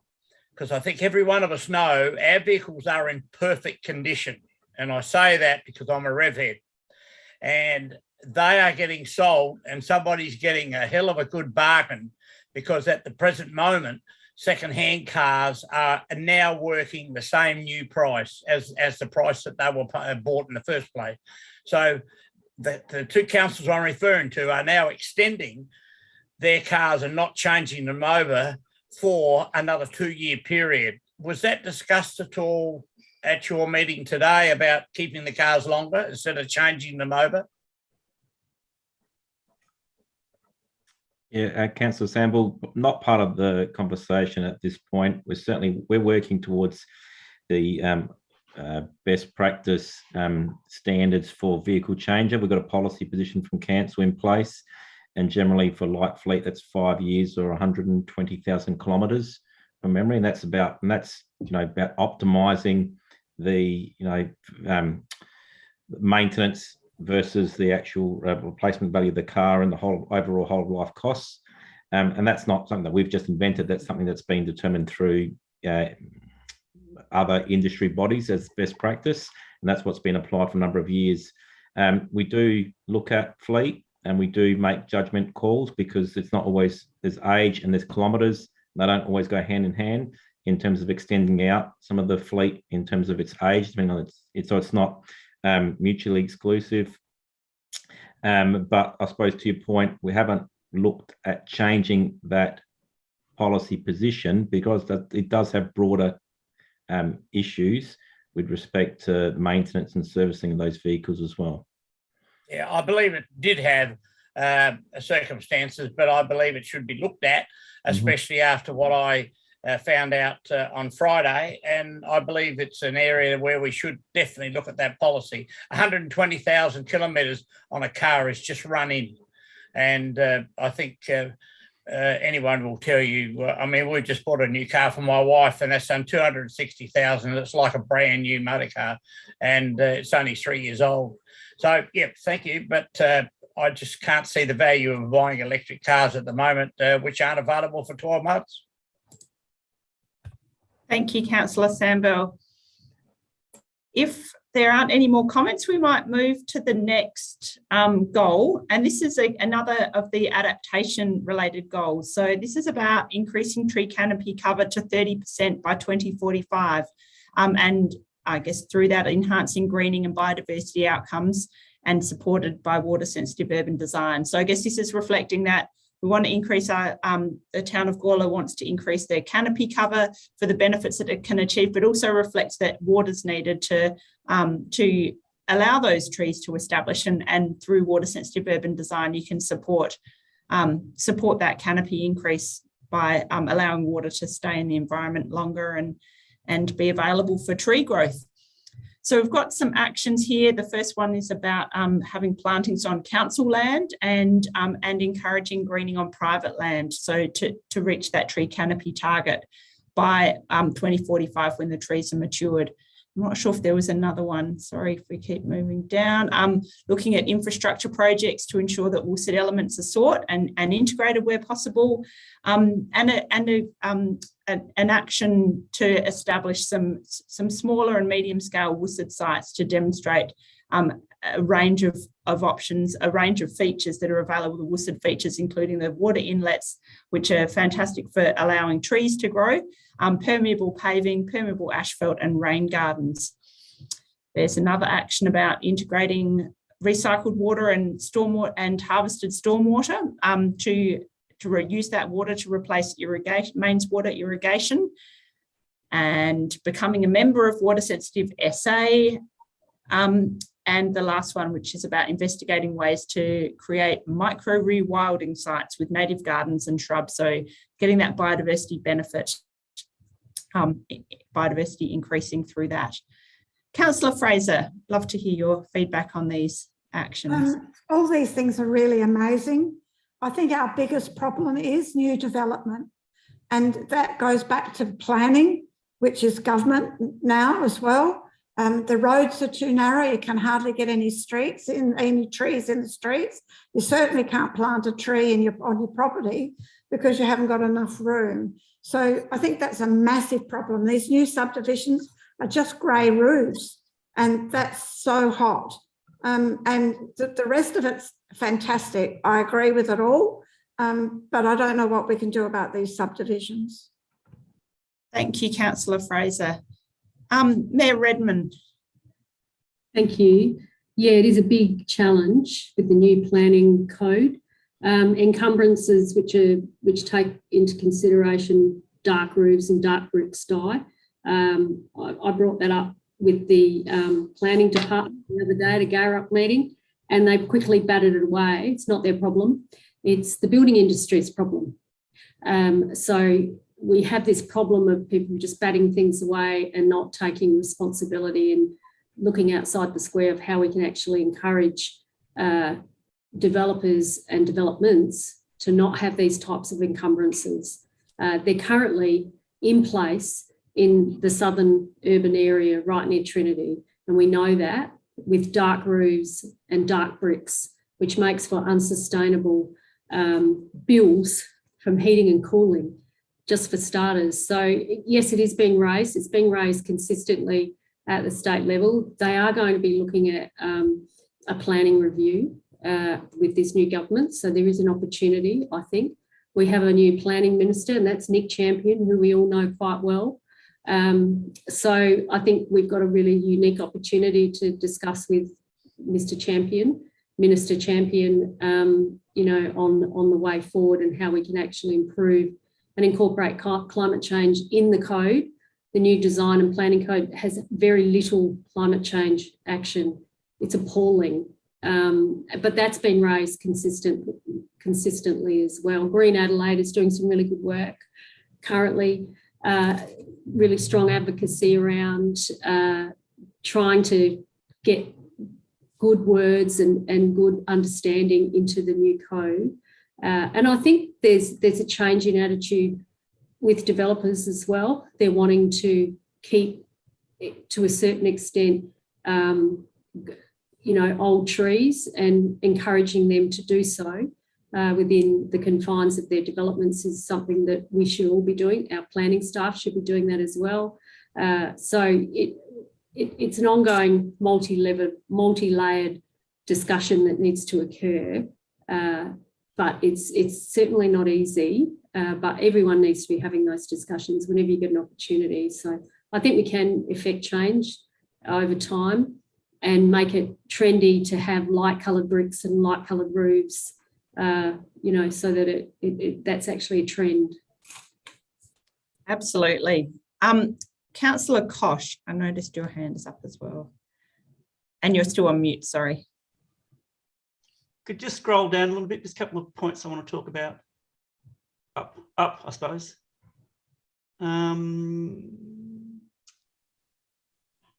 That's it. We're talking about recycled water, weren't we? Was somewhere about recycled water? Yes. Yes. I mean, think it's further down. If that's, say, Bolivar water, I'd be concerned about the soil becoming sodic. That's an issue. Also, we did have a big report written by Mr. Jerry Charlton, which looked at our open space. And what he said in that report was that we should be reducing our irrigated lawn space and put in more trees, shrubs and ground covers, etc. So I think we should be really not reinventing things, but actually looking at those reports, that report that Jerry Charlton wrote, and also an environmental management plan in there that talks a lot about biodiversity already. So I think it's a matter of actually implementing those existing plans and looking very closely at those reports. Yep. Thank you. And Councillor Shanks. Yeah, thanks. Just 2 points to make. This goal 11 to me is quite good. I actually like a lot of it because I actually apply it to a lot of our open space that we have and maintain on behalf of our ratepayers. Some of our open space, I've talked about it before. It's not viable to keep it irrigated, and I definitely agree with Councillor Kosh in that. But that doesn't mean it just sits. These sorts of things and the environment, but the goals actually allow us to go, you know what, we're going to maybe look at this space and we're going to start looking at maybe planting it out with trees or some natural shrubbery, whatever it is, and promote that. About those micro rewilding sites and all the positive items that I think this goal actually promotes, which I'm really excited about because it does also then tie into some of the great work that the staff are doing in those spaces, in the horticultural team, et cetera, just around our open space guidelines that we're talking about. And trying to mitigate, I guess, some of the planning that Councillor Fraser rightfully pointed out, and about the developments that go in and we inherit the infrastructure, but we're trying to mitigate that by doing our own open space plan. And this plan is complementary to that guideline.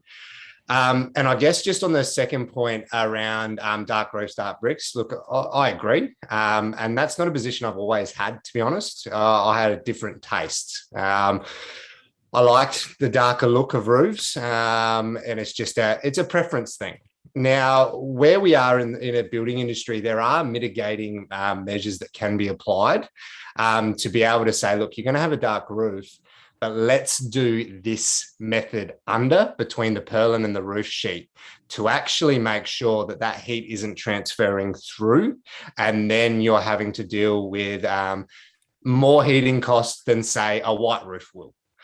So those methods do exist, and the construction industry in the commercial side, when architects are involved and everything like that, those sorts of nuances and those sorts of level of thought processes are invested in, because a lot of money is spent in the design, and a lot of green focus is mimicked throughout a lot of these builds in the commercial industry.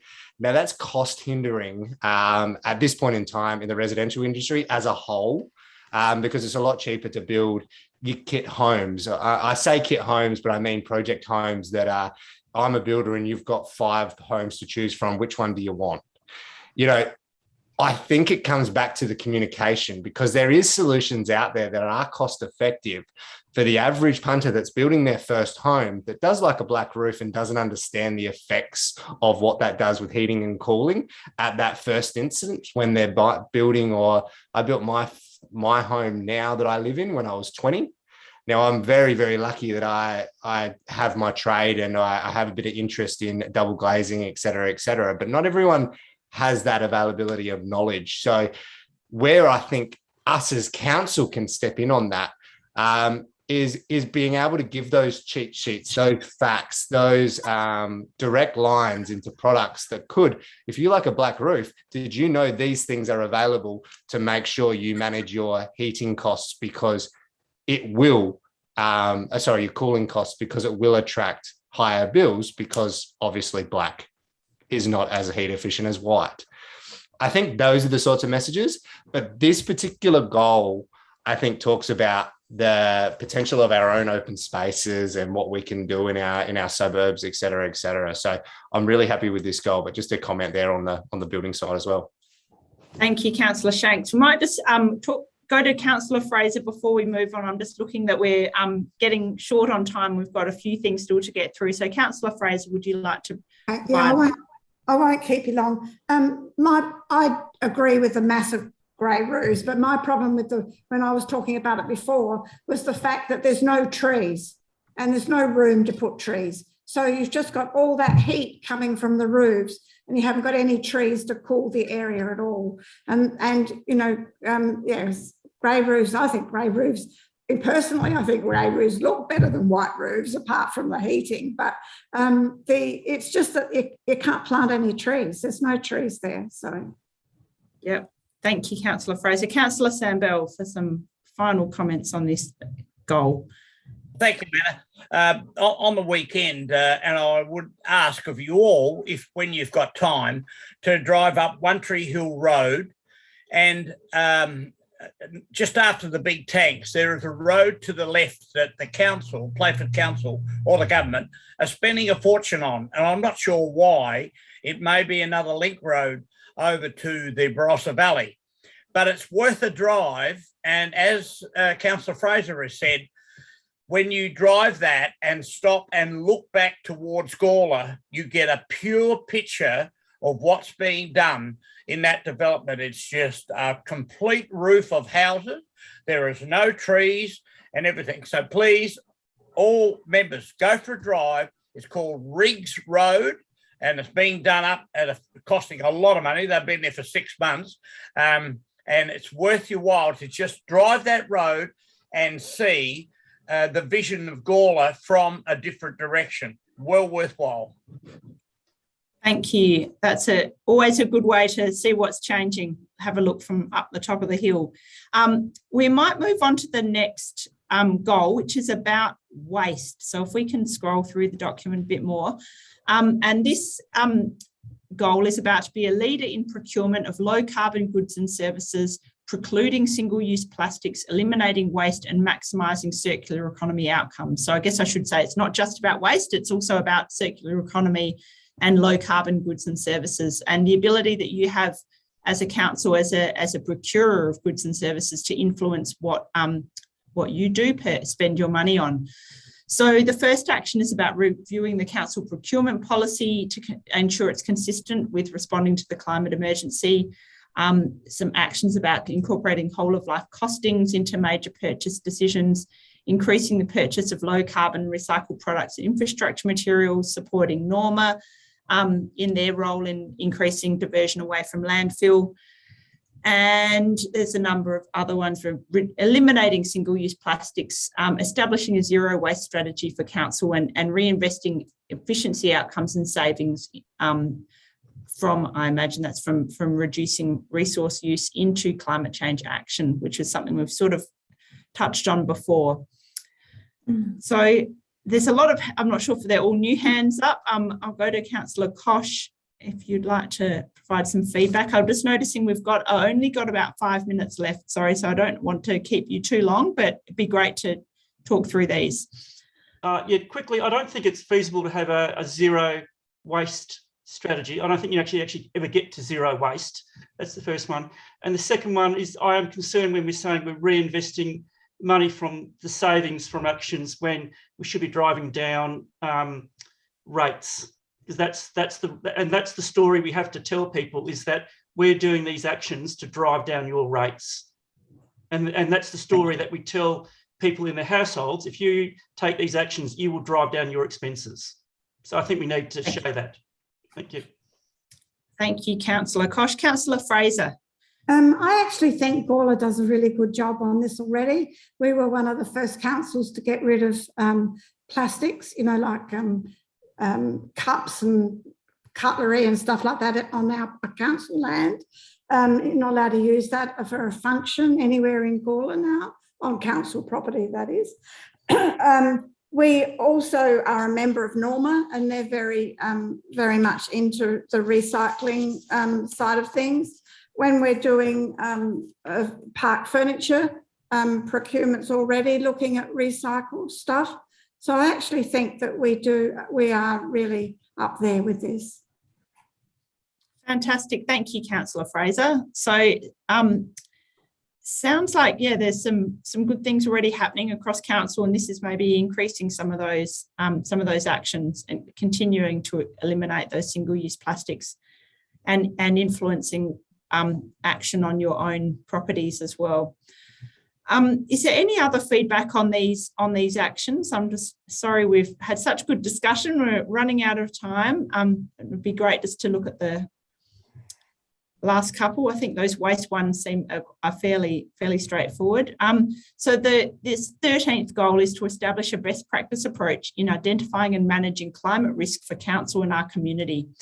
So this is about building the council's resilience and preparation and preparedness to cope with more frequent and intense extreme weather events, and also recognises not just the weather events, but other things that might change as a result of climate change, for example, pest plants and animals, and also refers to other biological events.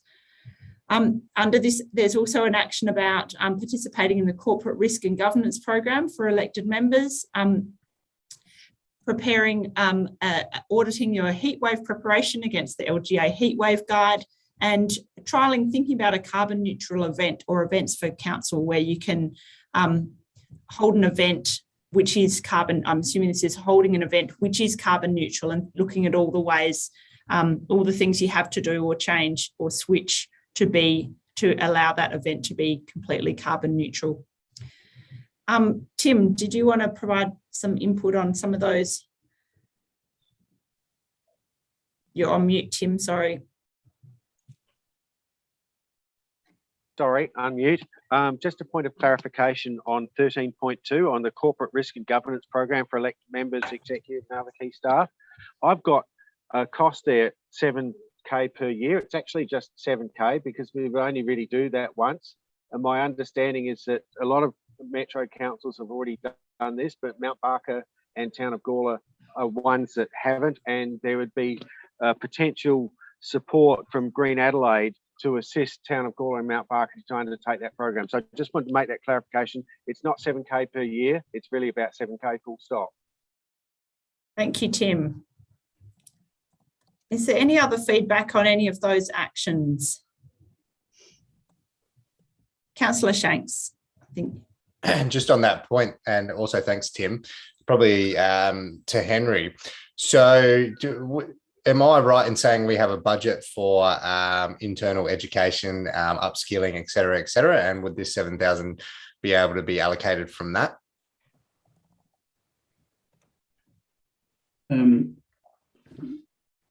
Yes, we do have a budget for elected member training, but in respect to this particular risk area, we have already in place a consultancy that's about to get underway, which is about preparing a risk tolerance statement and a risk awareness, greater risk awareness throughout the organisation, and including and importantly elected members.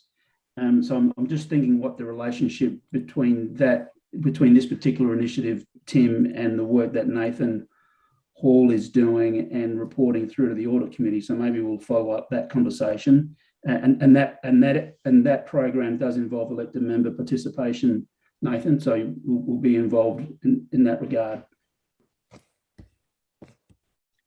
Mayor Redman, your hand was up.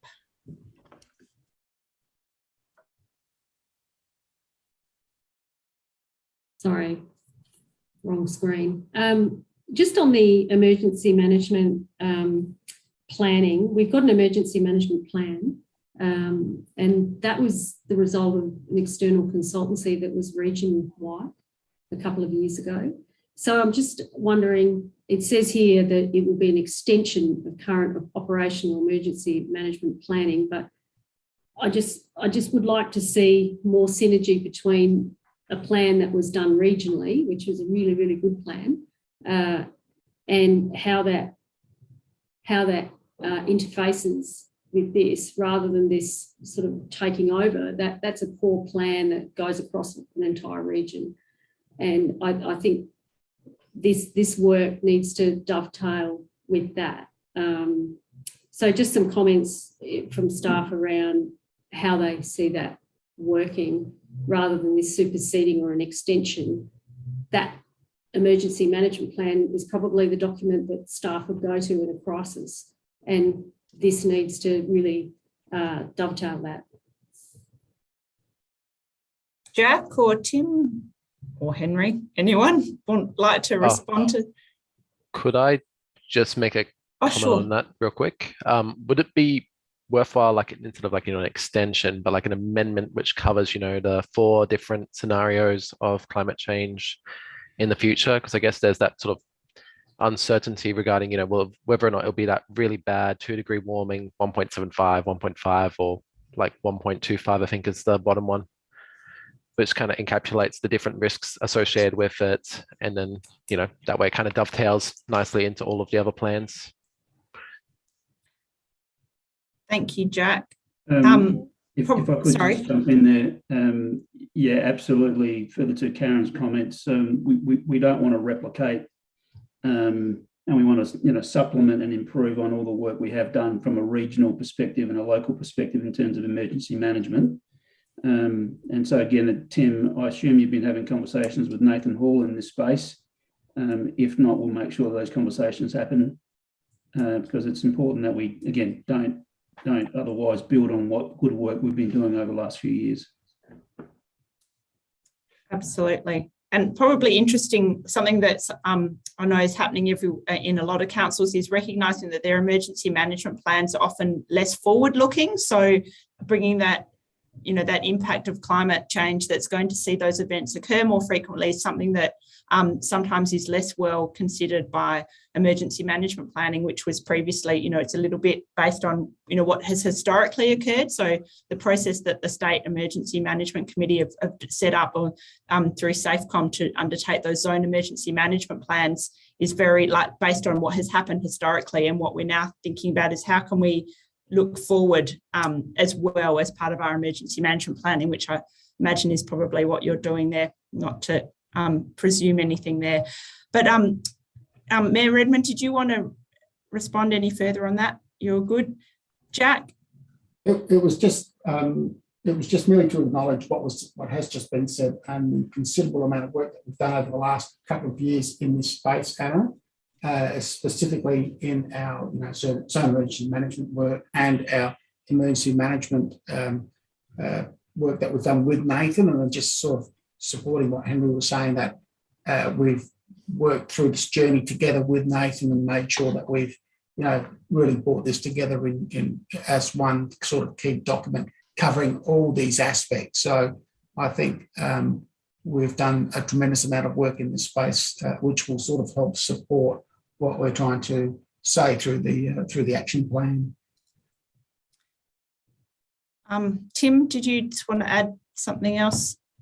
I'd just like to confirm that this was designed to build on current emergency planning and the work that's being done. And from my experience in emergency services and being on the State Bushfire Management Committee, it's an area which is continuously changing as climate impacts become more pronounced and heat waves become more pronounced and flooding and storms become more pronounced. So we need to continue to build on what we've done before, but certainly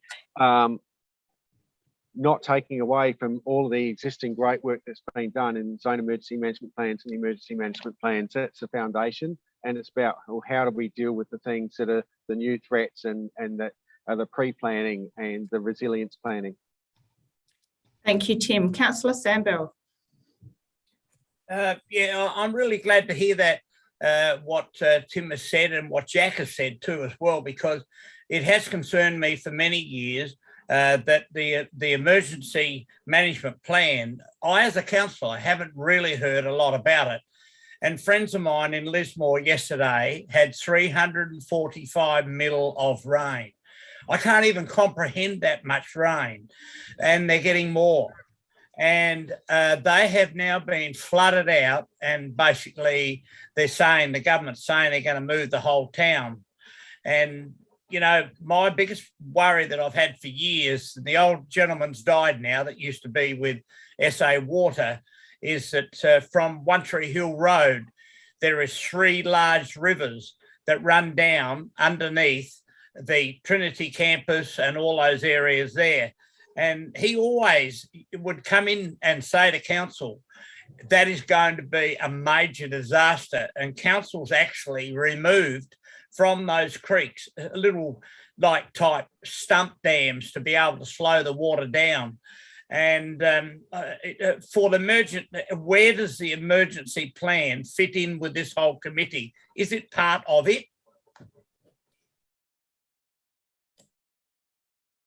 Someone else might be able to. Tim's got his hand up, or Jack? So absolutely, Councillor Sample. It really does go hand in hand with what we're saying here, and a lot of the actions and outcomes that the emergency management plan has within it will be a part of this. And this sort of touches on that. And there's more information that, I mean, we could really expand on this and put a lot of work into it, but the work's been done in that plan, and this will work together with that to drive all these things, because flooding is one of the big issues for Gawler as well. And, you know, when I used to sit on the SES Floodwatch program, you know, we're number 2 in the state for, you know, high risk emergency type scenarios, you know, right behind bushfires in the hills. Flooding in Gawler is number 2. So it's quite substantial. And then on top of all that, you know, the recent fires that we had back a few years ago just showed how close they came to Gawler and what risk was, you know, the town was put at, you know, just by a change of wind. So extremely, extremely important stuff. So.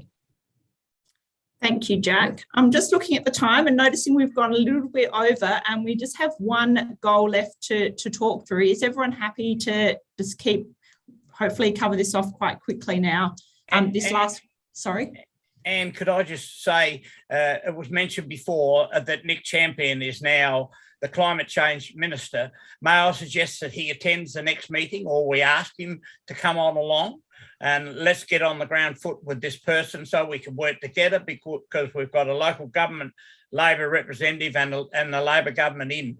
So Nick Champion's the man. He's climate change. He should know the good work that every one of you are doing.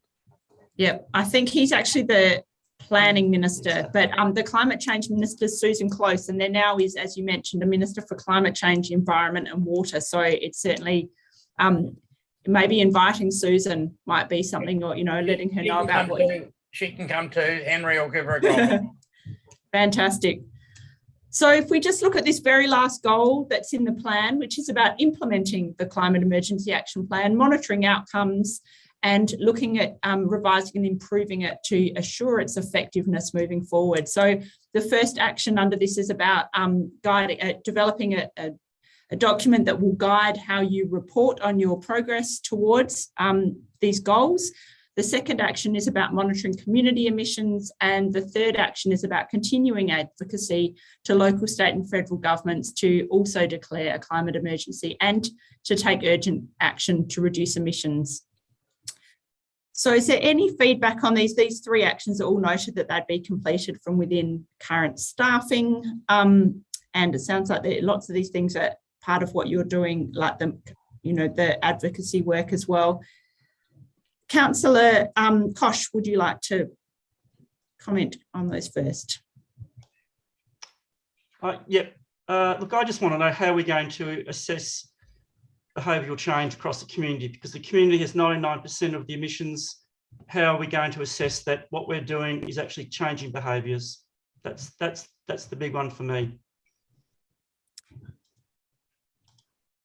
Tim, did you want to respond quickly to how we're going to monitor those community, like that change, which I guess is evident through community emissions?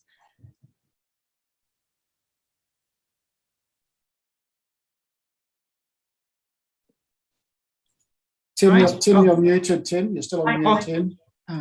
One of the things that has been achieved through the work of the Emergency Action Plan Working Group and through the Chair, Catherine, was to actually get the community snapshot emissions profile done for all councils and regularly updated.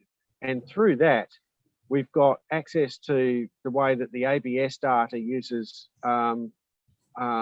community data and puts it together with resource use, electricity consumption, water consumption, waste, and all of those things to produce an annual community snapshot. So that will change through time. There's also potential to improve on that, where we can get better data through working with our local partners like Norma, who've got the best information on waste locally, so that we can get really great data and show that actually if we're recycling more, sending to landfill less, then we're reducing those waste emissions as well. So whilst we can't directly measure everything in the community, certainly there are government agencies which collect data on public transport use, vehicle types and vehicle use, electricity consumption, what type of electricity is consumed, and all of those things. Thank you, Tim. Councillor Shanks. I was just going to say, can we get a letter to Peter Malinaskis pretty quickly, because we might be able to take credit for any declarations he's about to make in the news. Thank you. Catherine, would you like to add something here? Yeah, I'd just like to say that there's already, in terms of the snapshot, which gives the community emissions all broken down using all data sources that are completely compliant with international emissions recording methods. We've actually already had a couple of iterations of the snapshot, and it actually has already shown changes in emissions. So for instance, the percentage of emissions that are coming from household electrical use versus transport has changed. In the first iteration, that electricity use from the grid was the biggest chunk of the pie, and in the second one, that's actually gone down, and now transport's the biggest chunk. And that's not necessarily because transport is producing more emissions. It's showing us that our grid is getting greener and that the community emissions are reducing. So we do have a really powerful tool in Snapshot to track that.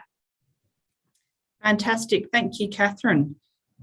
And on that positive note, if there are no other feedback on these last 3 actions, I think we're getting to an end of our discussion today, which is fantastic. There's been some fantastic feedback received, and I'm sure Jack and Tim have been noting these all down, and we'll be reviewing them all and seeing, how they can, what they need to do with that feedback.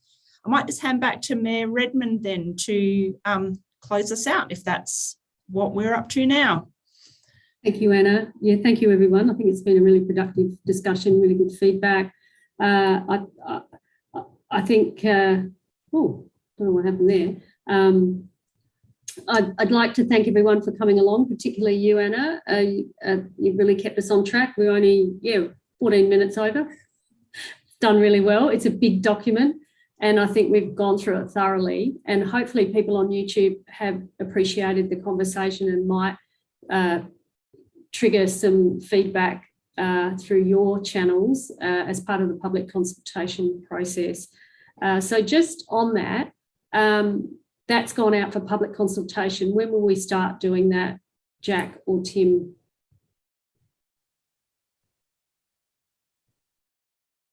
Anytime soon. Tim, feel free to jump in, but I think we will probably work through what we've currently got from this evening, and I would imagine we will probably aim to, once we get any amendments or any small changes done to the actual document itself, and it's really up to our graphic designer to finish that, we would hope to aim to have it out sort of mid to late April to get it out for consultation. anyone who's listening, hopefully that's useful for you. So if you are keen on feeding back, please do so. And we'll all be sharing the good news of the Climate Emergency Action Plan. So thank you, everyone, once again for coming along and providing feedback, and have a good night. We'll shut it down and everyone can put their feet up and relax.